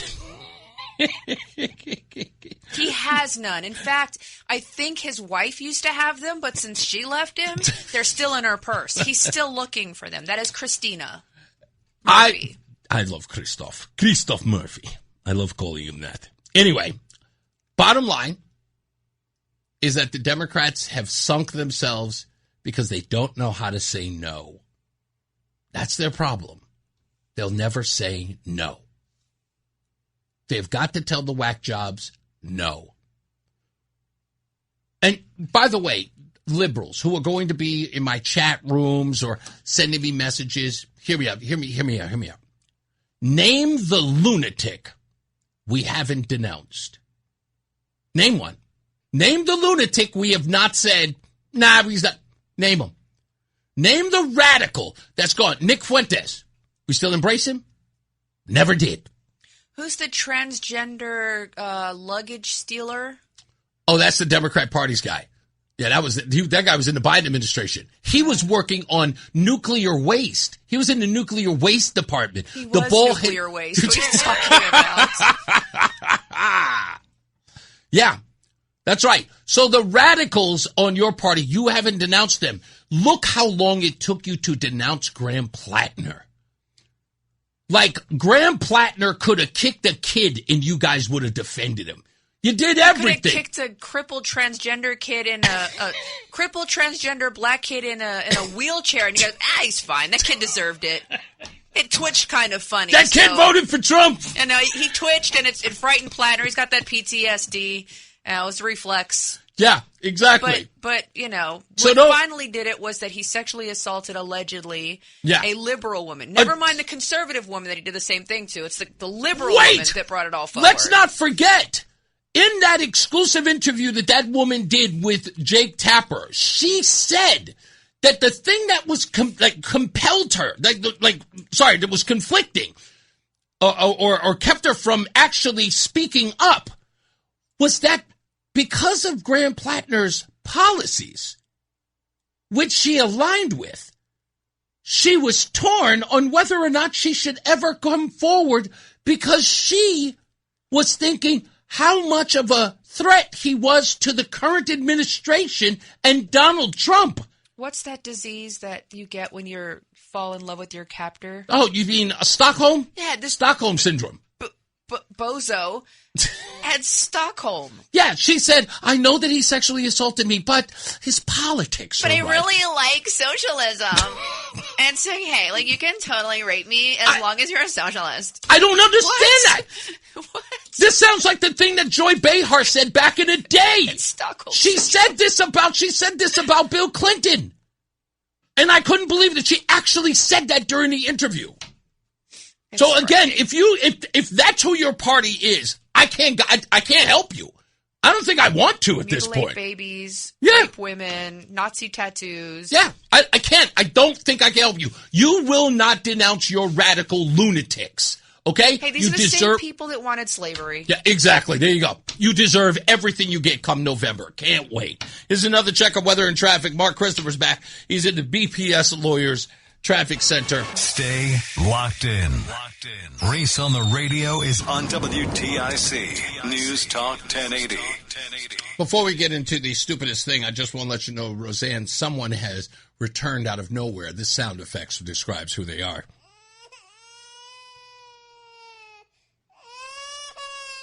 That's a baby crying? Mm-hmm. Yes. Tim from Hamden is back. He's in the chat room. He said that such hate, Murphy balls. Roseanne has a toilet mouth. Well, you're welcome, little lady. Oh, you got to work on that, buddy. You got to work on that. What, my toilet mouth? No, I love my toilet mouth. He's got to man up.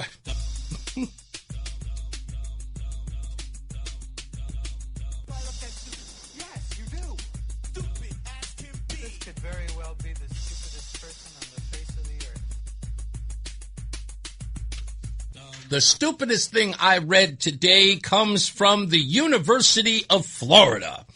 A University of Florida neurosurgery resident, that's an actual doctor, training to cut into someone's brain. Mm-hmm. They got arrested. His name is Patrick Alexander D'Souza. He's 33 years old. He has an MD and a PhD, and he is listed right on the UF Health neurosurgery residency page. His bio brags about how he enjoyed participating in advocacy groups for the LGBTQ plus rights and the underrepresented minorities in medicine. That's the part they put in bold on the department's website. Well, around 4:30 in the morning on July 26, just recently, a man at the Red Roof Inn woke up to find D'Souza already in bed with him. The victim said that he felt a hand on his leg and sat up and told the stranger in Spanish to get out, pa fuera, and eventually had to physically push him out of the room, pa fuera, pa fuera. D'Souza's story? He was on what is called Sniffies. Sniffies is a map-based cruising app looking for a hookup. The guy who D'Souza was chatting with stopped answering once he arrived at the Red Roof Inn.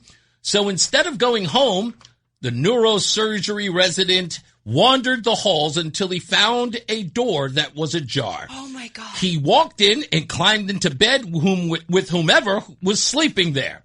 He told the police that he didn't have a picture of the man that he was supposed to meet up with, so just hooked up with anyone. After his Miranda rights had been read to him, he admitted that he entered without permission and got into the bed. His defense was basically, once the guy reacted like that, I realized I was in the wrong room.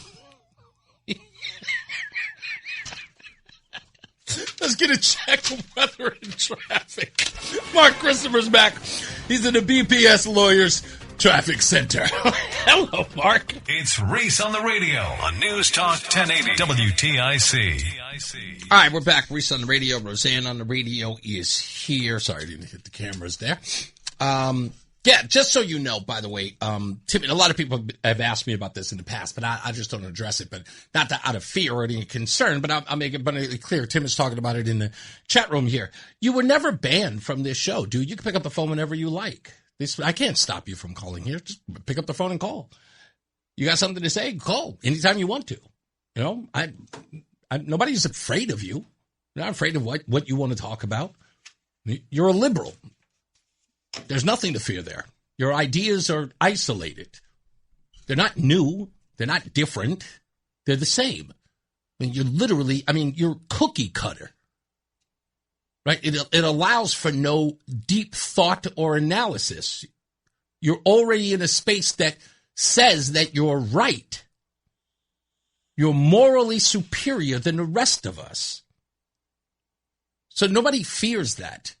We understand the arrogance in that. There's no evolving theory. Here's what I really want you to do. What I want you to do, deep down, I want you to just say what you really want to say. Just call me the N-word. Just do it. Just call me an arrogant, uppity N-word. Because I know that's what's really in your heart. You can't believe I have the audacity to do what I do or to say what I say. Just say it. It's okay. Tell your friends. I know that's what you want to say. It's the fact that I don't care that bothers you, that I'm not moved by all of the platitudes and that's offensive and you hurt my feelings and you never say anything. Just come out and say it. Listen to me, I'd celebrate you. I'd give you a big fat hug and a kiss if you just admit it. That you just think that I have the audacity to be this black man and behaves in the way that I do, that I don't know my station. Just come out and say it. There's a lot of liberals out there who think just like you. Who does this Negro, replaced with N-word, think he is? How dare he behave in that way? I know it upsets you. I love that it does. I get off on it. Do you understand how much power it gives me? It energizes me. It's the battery on my back. It really does. I want you all to be angry at me. I want you to try to stop me. That's what I want. I want you to draw all the knives, all the stones. I want you to throw everything at me. I told you I meant it. I await the hate. Nobody's afraid of your phone call. What are you going to do? Call up here and tell us that you're offended again? Seriously. Don't worry. Listen. Hey, Tim. There's a box of tissues waiting for you. The number's 860-522-WT. Oh, look at that. He's there.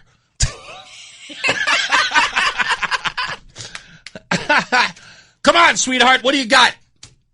Sweetheart, boyfriend. Oh, I love it. You know. Again, spare me the I'm so offended. Married, okay? Spare me the I'm so offended and I want to cry.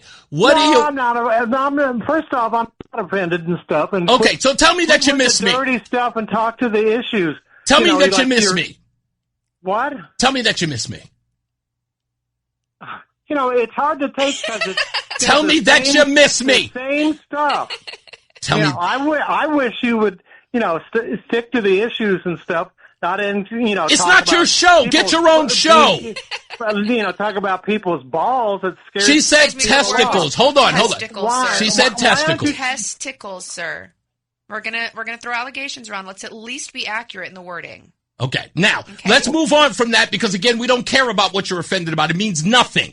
So when you're calling up, it means nothing. So let's get to the point. Like thousands of people are not offended by that, right? Nobody cares. You can have the little niche market and stuff. No. Maybe you're not. Let me talk about Trump. Okay, yes, of course. Finally, the point. Yeah, let's talk about Trump, because what else would you be talking about? Come on, what did Trump do today? Oh, let me guess. Hold on. Did he make millions of dollars on something that nobody has charged him with? Did you read the article in the New York Times about he and his actually, family? let's go one step further. I was about to answer you. Talking to me, chicken. I was going to answer. Listen, did you read the article about the New York Times? Hold on. Slow down for a second. You're going to shout over me? Meet me in Farmington. You're not going to let me on and talk. You can meet me in Farmington. We can have a face-to-face conversation.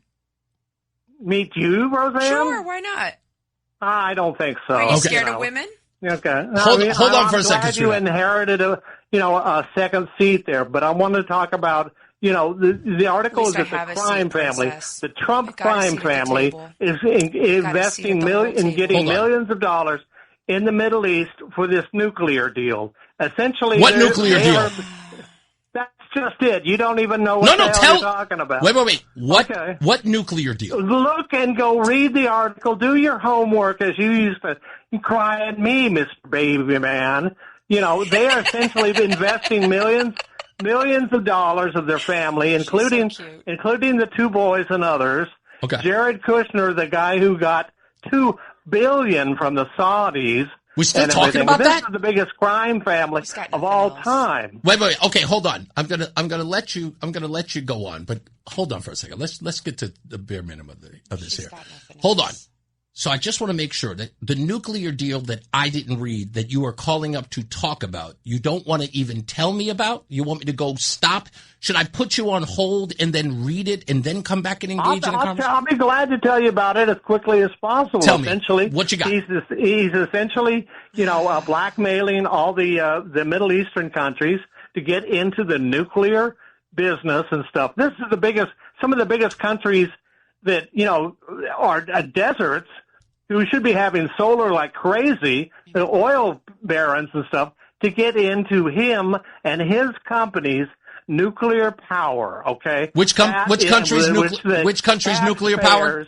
Which the taxpayers will subsidize, Which country's nuclear power?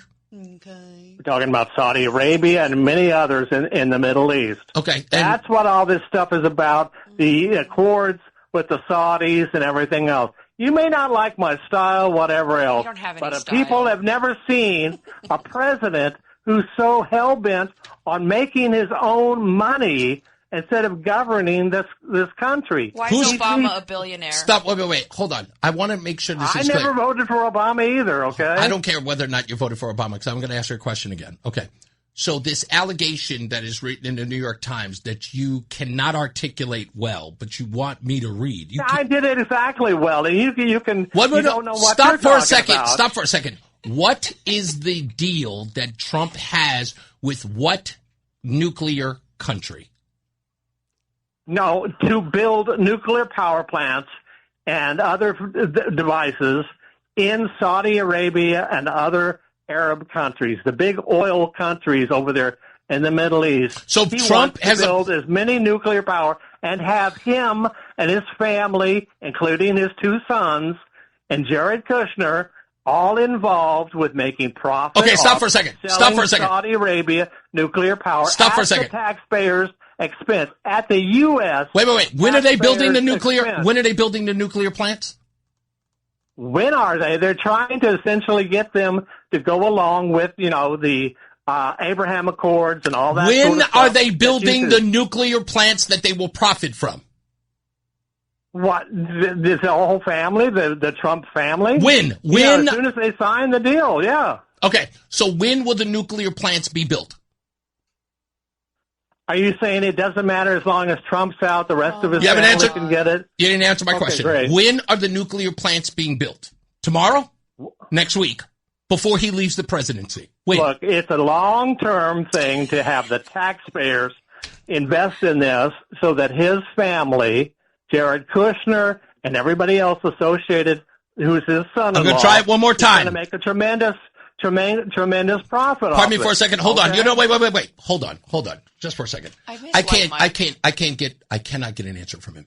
Please find out when they're going to build the nuclear power plant for in Saudi Arabia. Because all I did, the guy clearly tells me, did you read the article? You didn't read the article? He read the article. And I said, when are the nuclear plants going to be built? Can't answer the question. And I'm begging the guy, just tell me, when are they being built? Are they going to be built during his presidency? Is he building it tomorrow? Is he taking taxpayer dollars now?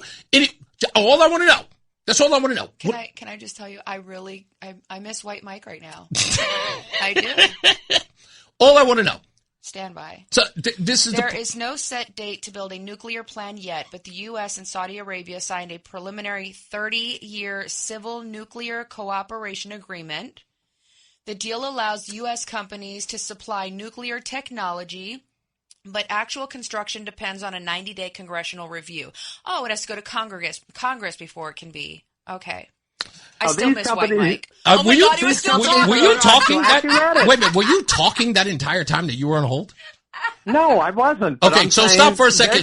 So it's a 30-year. Make billions off this. It's a 30-year deal, and again, it has to go through a congressional hearing. Wah,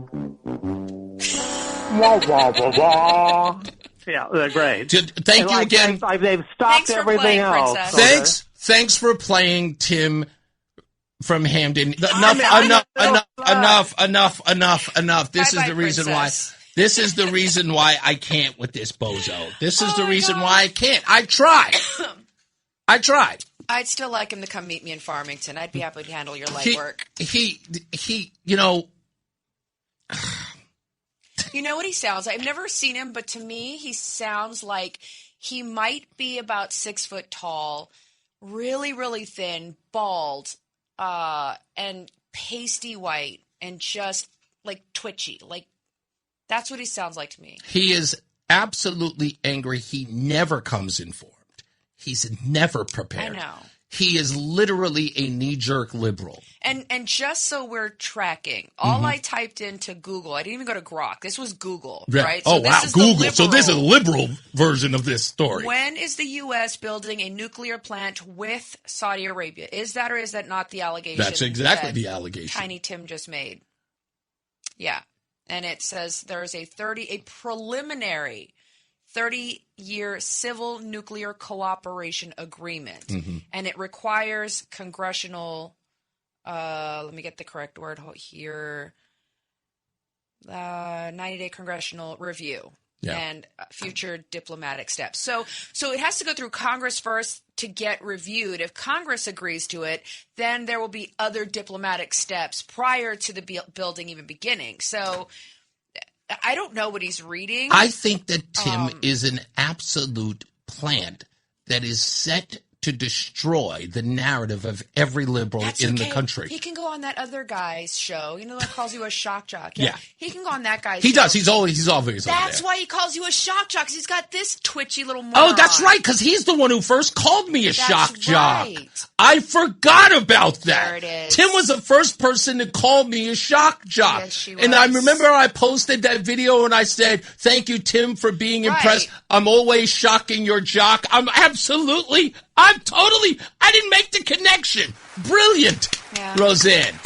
Well, hey, listen, you are getting more airtime. When you have other people in the media bringing up your name. It's so funny because I awarded him, Tim from Hamden, with celebrating Reese on the Radio on other networks. Like he is part of the marketing team. Absolutely. I don't even have to pay this guy. Free advertising. It's amazing.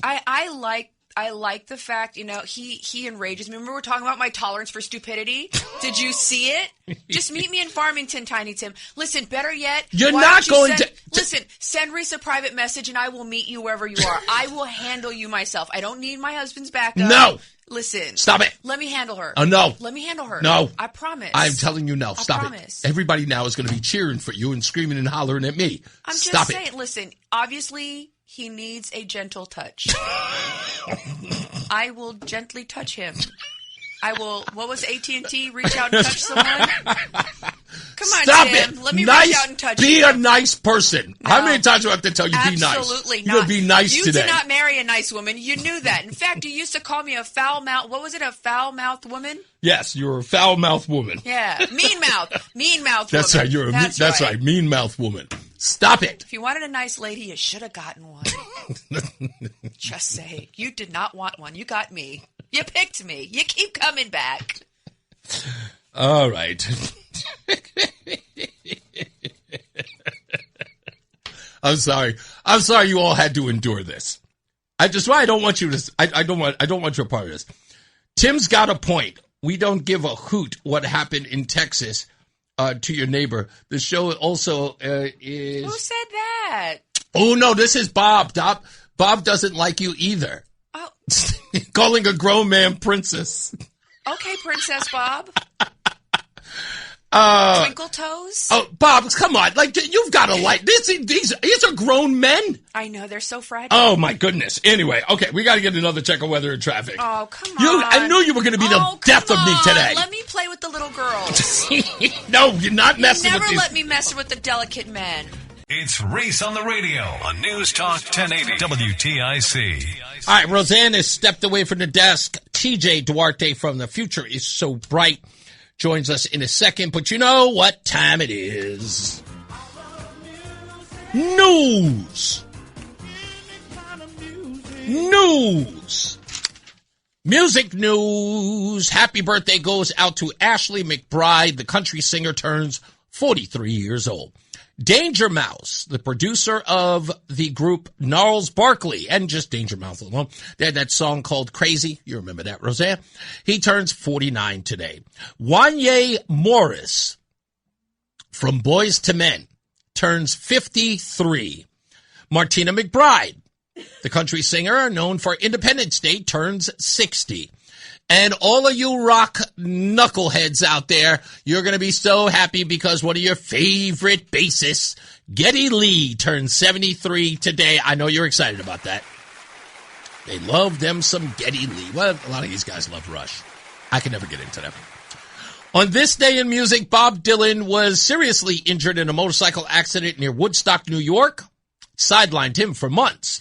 In 1966, the group Cream, featuring Eric Clapton, Jack Bruce, and Ginger Baker, made their live debut on the Twisted Wheel, in Manchester, England. In 1974, a sad day in music, Cass Elliot, Mama Cass of the Mamas and Papas, died of a heart attack in London at age 32. And also in sad music news, in 2019, Lil Nas X's Old Town Road, featuring Billy Ray Cyrus, became the longest-running #1 on the Billboard Hot 100 at 17 weeks, which will cement another year that music sucked. 2019. Absolutely sucked. Lil Nas X. Whoever made that song popular is probably also responsible for making Vanilla Ice multi-platinum. From the bottom of my heart, I hate you and hope you get a yeast infection. I'm sorry, it's just the way I feel. Who did? Oh, don't mention it. Who cares that he had several hits? I don't remember any of them. I'm sure that he was quite popular with the weirdos who have no real taste. Lil Nas X. Where is he now? Huh? Where's he now? Yeah, that's right. You don't know. Yeah, that's right. He wasn't even real. God, he was awful. Literally. He made Nelly redeemable. From politics to news to music to movies and anything above the sun. And outer space and beyond, it's Reese on the radio. Damn, he's good. Only on News Talk 1080 WTIC. Now, of course, I totally screwed up because all this time that I'm sitting up here. There you go. Good job, kid. TJ Duarte is here, of course, for his monthly hangout with his godfather, Reese on the radio, for Future is So Bright.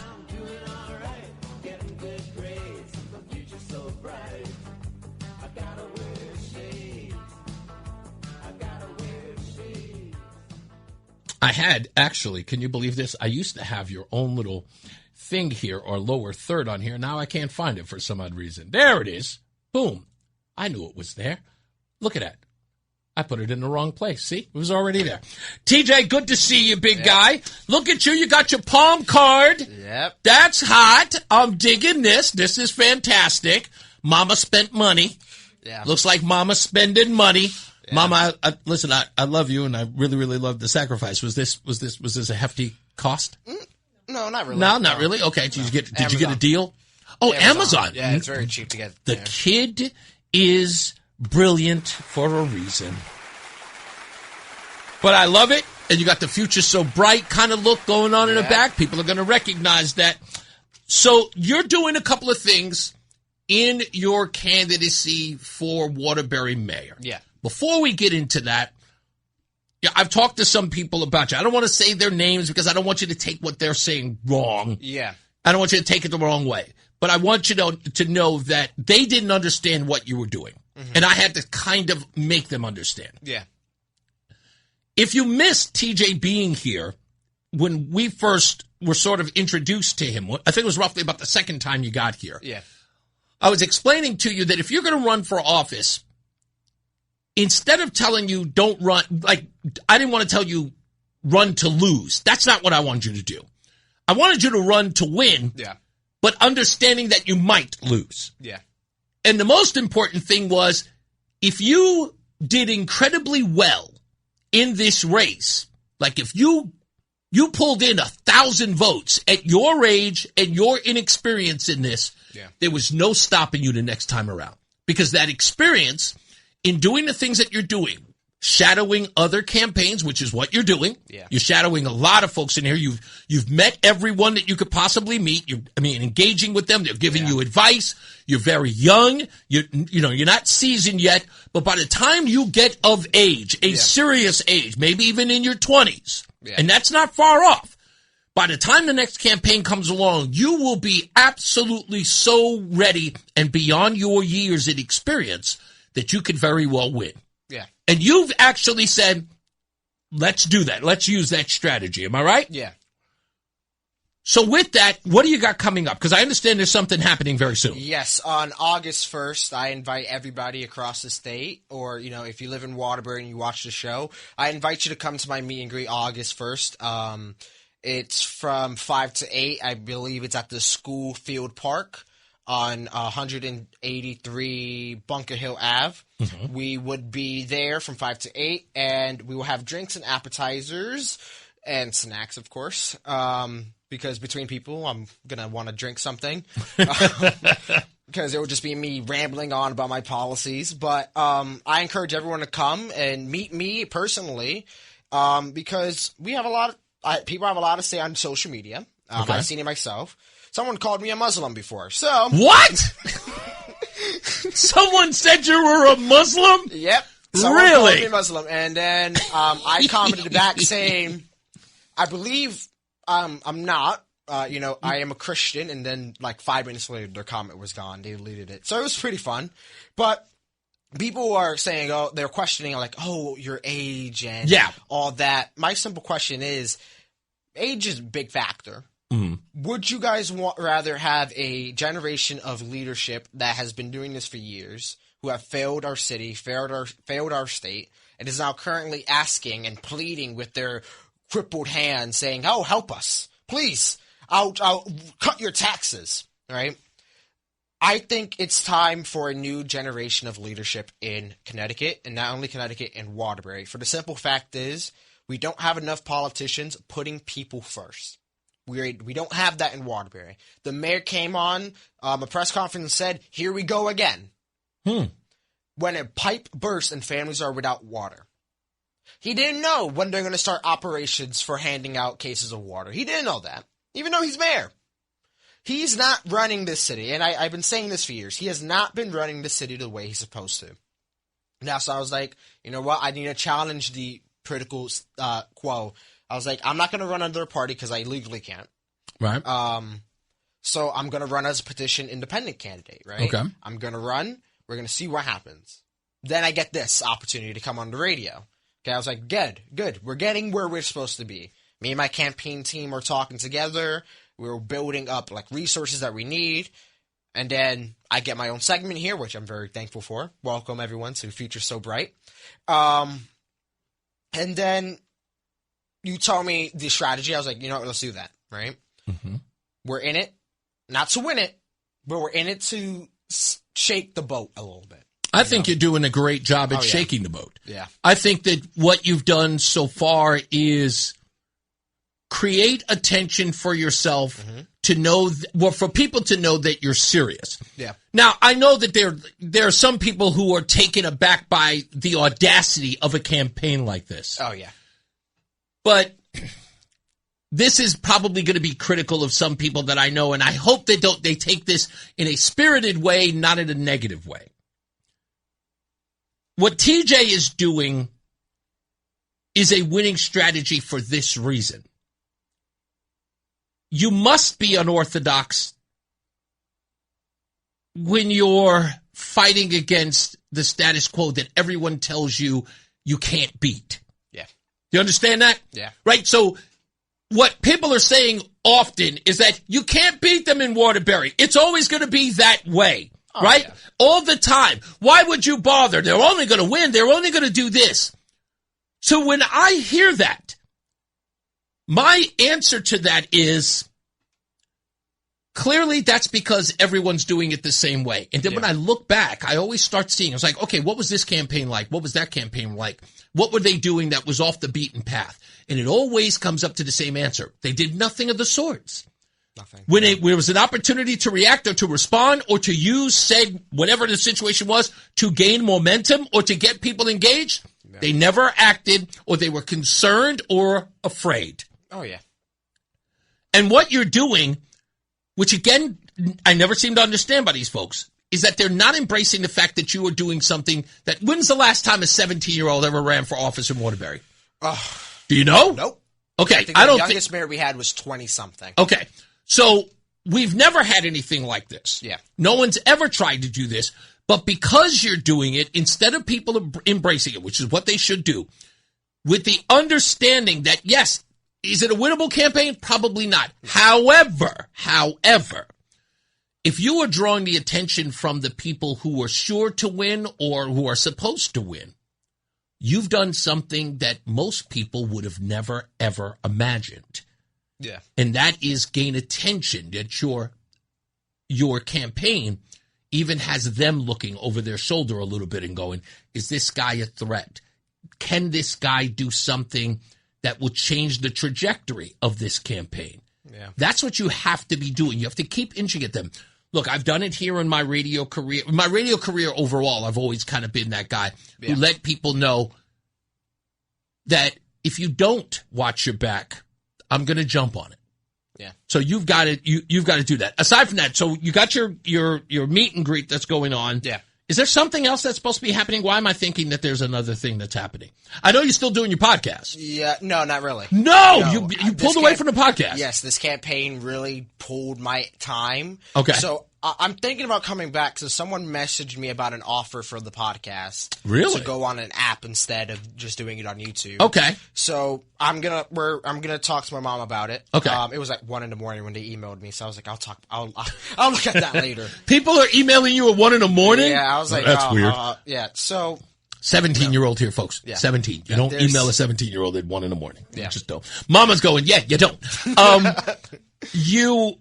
Your mom is in it. I mean, she is in it with you. Yeah. She is probably tired from dragging him all over the place, but mom is in it. That her enthusiasm for you is I tell you, mom, every time she walks in there, I look at her and I just go, you've got to be the greatest mom in history. And I really do believe that from the bottom of my heart.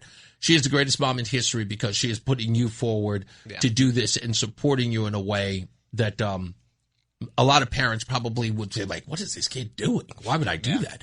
Or why would he do that? She's really encouraged you in a lot of ways. You have been on the road with, and I've seen your pictures.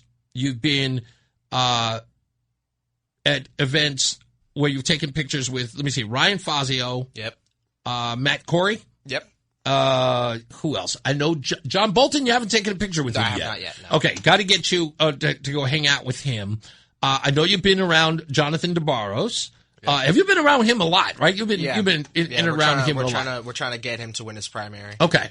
And you're a strong supporter of Jonathan DeBarros, Yes. so I know that he's kind of he's been an advisor for you because he's very knowledgeable on how to get knocking on people's doors. Speaking of which, that's the question I want to ask you. Yeah. Have you been knocking on people's doors? No, not yet. Not yet. No, Are you we're going waiting. to? Yes, we're waiting for this meet and greets to be over for us to see the landscape of every single thing going on in Waterbury. Because August will be, I told my campaign team from August to January will be the busiest month for the campaign. Yeah. Because, one, we get the papers for the signatures around December. Okay. And we can start collecting in early January. Okay. So once we get the papers for the petitions, I'll be out from school to out on the campaign trail. Yeah. Like instant. So you don't want to spend that capital, and what I mean by capital is getting to the knocking on the doors too early because the campaign's not until next year anyway.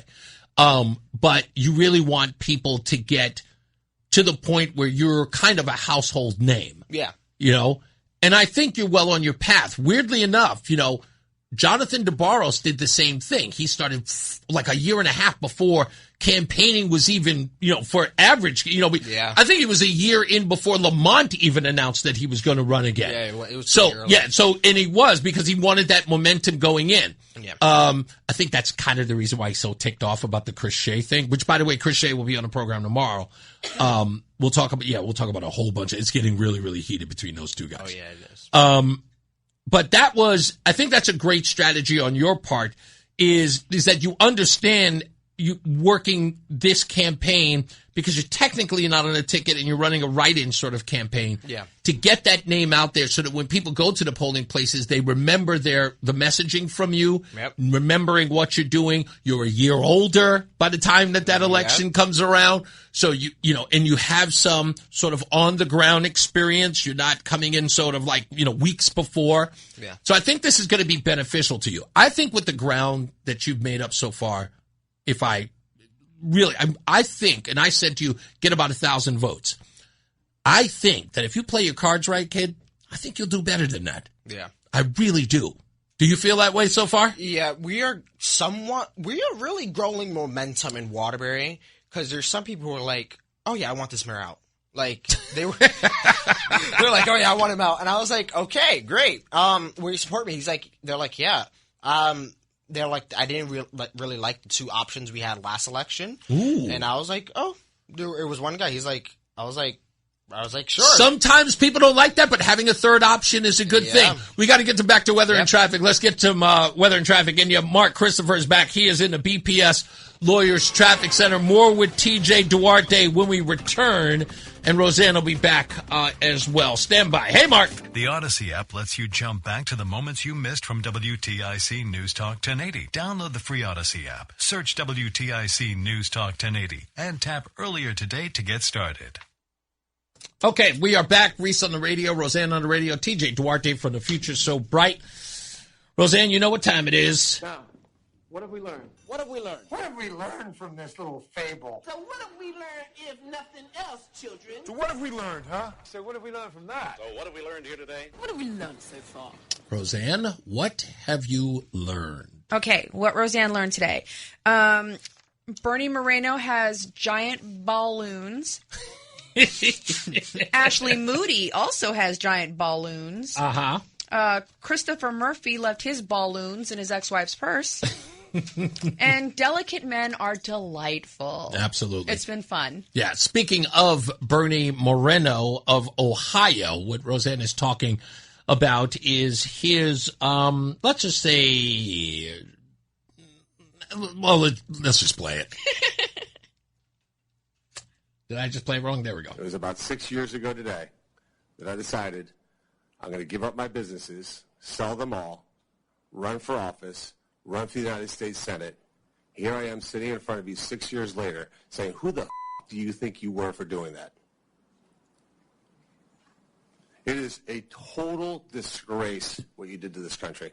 And if my Democrat colleagues are standing there defending you, I hope the voters of the United States of America watched the clips of every one of you doting on a guy who was more interested in being a celebrity than saving American people. I will make it my mission to make certain that every single one of those Democrats who did that will see that clip over and over and over again. Because there is no defense of what you did. You may have had a 50-plus year legacy of public service, but it ends in total and complete disgrace. He couldn't be more right about that. Yeah, so that's what have we learned, and we learned a lot. We'll get more with DJ Duarte when we return, and then we'll wrap up the show. We'll preview our program as well tomorrow. I think, well, I know we have a guest. Chris Shea is coming in, and I think somebody else, but I can't remember who it is. I'm just looking. No, that's TJ, and who else is supposed to be coming in? Oh, Handy Scribe is coming in tomorrow. We'll talk about that. Mark Christopher, he's back. He's in the BPS Lawyers Traffic Center. Hey, Mark. What's up, everybody? You know who it is. You know who it is. You know who it is. It's Reese on the radio. Frederick Douglass of the 21st century. Right now, it's WTIC News Talk 1080. All right, just about to get up out of here. Also, something else that we learned, we are going to be continuing to investigate the case of the woman Ramirez Romano who struck and killed the officer and his girlfriend in Bridgeport in that head-on collision back on July 13th. We are investigating the issuance of a valid driver's license, not a drive-only license, a valid driver's license to an illegal alien, as well as a voter registration for that individual. So we are investigating every bit of that. We are in contact with sources inside the police department who are letting us know more details. Republicans, get on the job, because now this is not a one-off. We officially have 3 people who are illegal, ineligible to vote on voter registrations. Okay? And we can make the argument about Seo Sekunjanen in 1990, what is it, 9? 6. Yeah, no, we got in the country in 1997, but got a driver's license in 1999. Ramirez, this young lady in the head-on collision on July 23rd, was born in 1999 and has a valid driver's license when she was eligible to get a drive-only license at her 16th birthday. Has a valid driver's license that needs to be cleared up. Okay, and an audit must take place at the DMV for the voter rolls. Bob says, I'm not new. I've been listening since the 90s.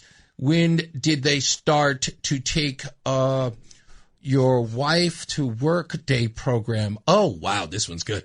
And is there a set schedule so I can opt out? Bob, you can opt out every day. All the time. Yeah. All day, every day. Yeah, you can opt out every day. But wait.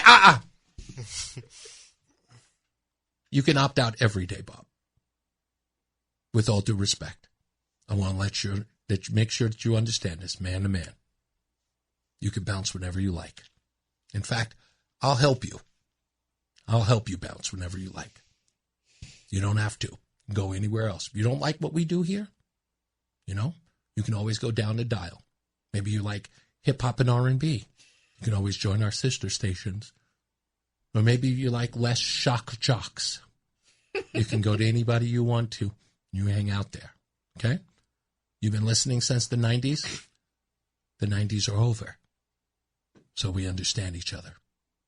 Or you can get in your time machine and get back there when you felt more comfortable. We don't really care here. I mean that from the bottom of my heart. You look in my eyes and you see whether or not I'm bluffing. I don't care. Toodaloo. Anyway, back to the youth. TJ, I think you're going to do great things. I think this is going to be a great election. I'll be following it closely. Are you coming to my birthday party? Yes. You are going to show up at my birthday party. Yes. Mom, I am so sorry. I say this every time at the house when we make a decision. I believe in democracy. Yeah. But when it's something urgent, you get 1% chance of voting. Ooh. And when you don't, the decision's already been made. Okay. Yeah, it's just like how I made her my treasure. Yeah, that's right. So my birthday party, and it's actually going to be airing on the station very soon, is going to be at Stadium 15 on August 14th. And it's not a big birthday. It's not like I'm turning 60 or anything. It's just I'm turning 57. I already call myself 57. So it's not really like a milestone birthday. Yeah. But it's still something I want to do. So it's at Stadium 15. We're going to be doing a live broadcast there from 2 till 6. I'm calling an after party an old man's after party because it happens after 6 o'clock. What? It starts at 4. That's right. The old man's after party starts before 9 o'clock. Now, the kids, their after party starts at 2 a.m., right? Usually after the bars are closed, you can find one of those after party places to go chill out in. You know, the after party happens after the nightly news. That's it. Because usually I'm in bed by 9. So that's the after party. So he said, damn, I just go to bed because I like to sleep. I like sleep now. So I go to bed usually about 9, maybe 10 o'clock. Lately, I've been going to sleep at 11. What time do you go to bed? You're a kid, so I know you're going to tell me some god-awful number. Probably like around 1 o'clock in the morning. 1 a.m. Yeah. It's the summer, so, I want to be up playing my games, or I'm just on Facebook, just scrolling through whatever news I can see. 1 a.m. Yep. And then what time do you...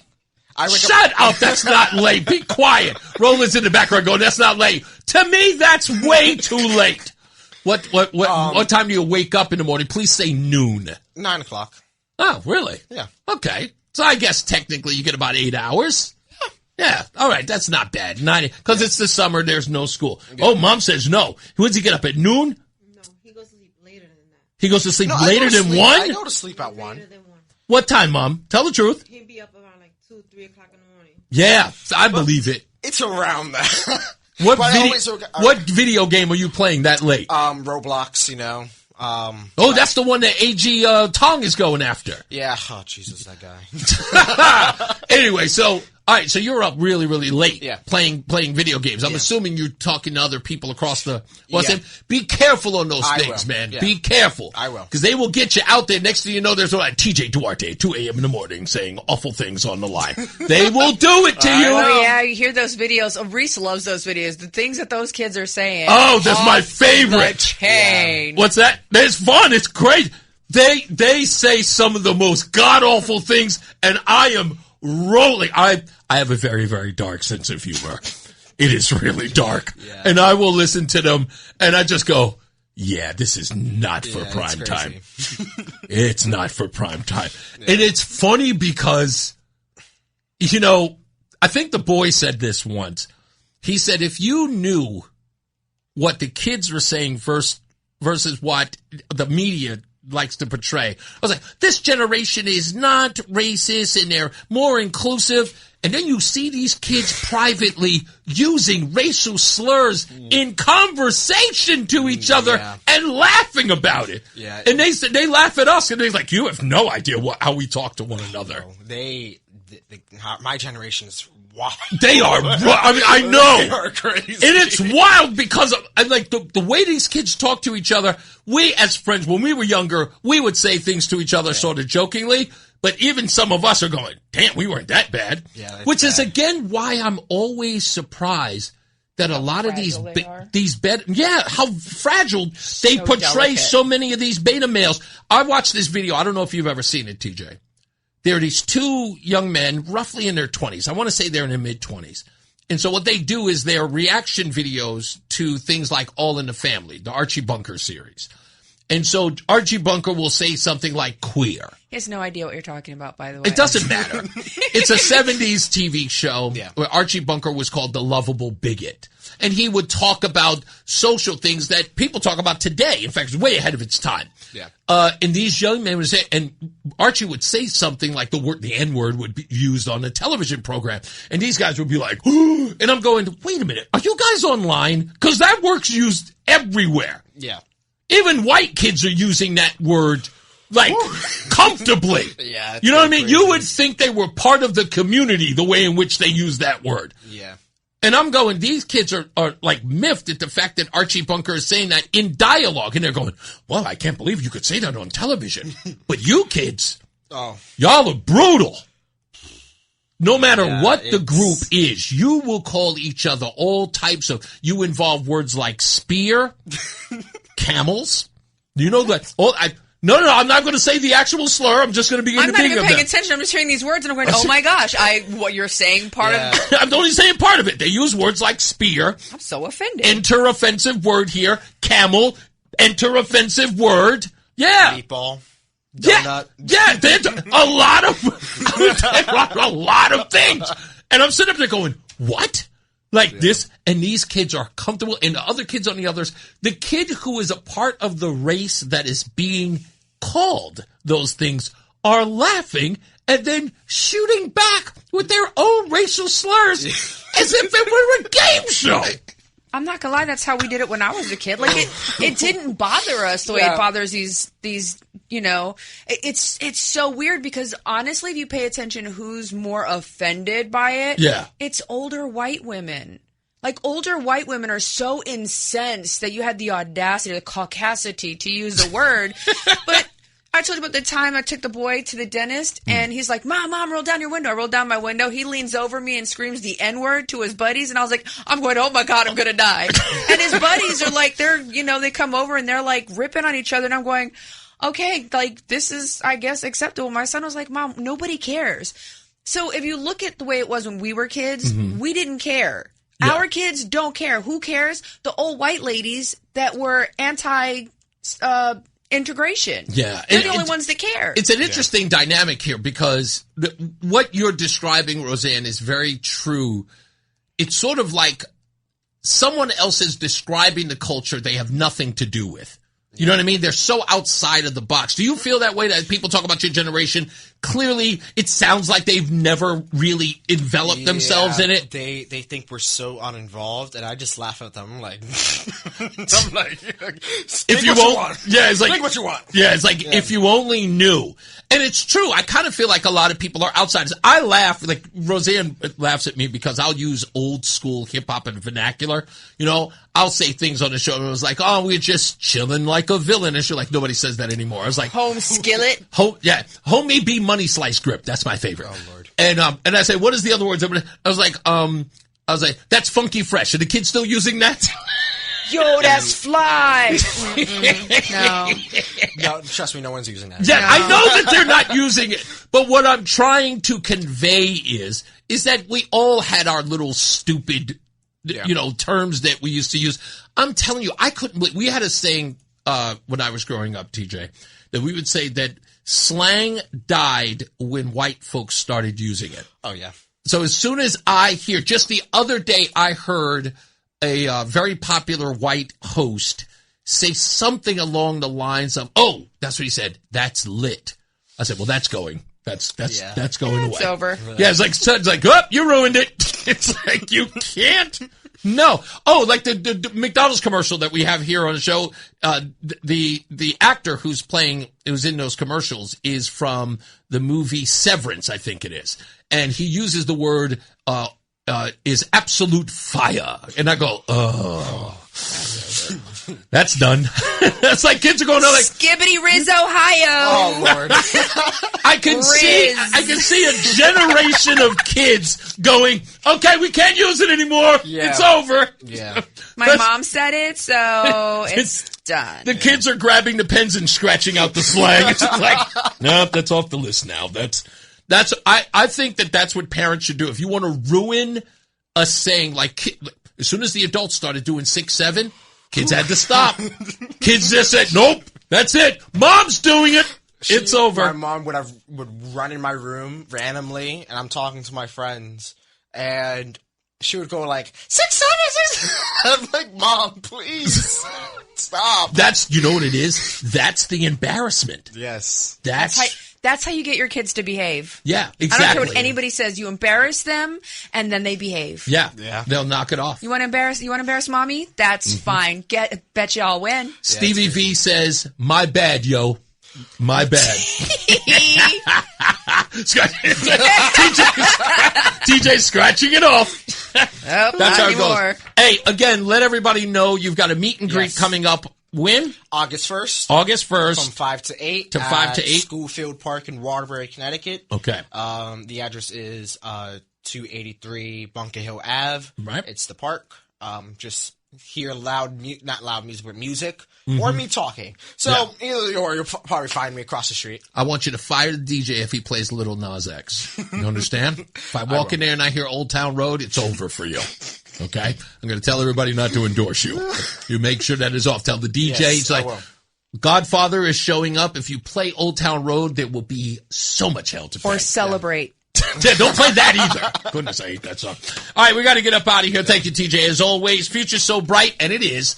As I always say, radio is free, so we thank you for paying attention. Remember to keep JC in your hearts and in your mind. Sean Patrick, we love you and we miss you. Remember that panic is not planning, so plan your work and work your plan. Me, I'm Reese on the radio. She is Roseanne on the radio. Say goodnight, Roseanne. Good night, Roseanne. Have a good night.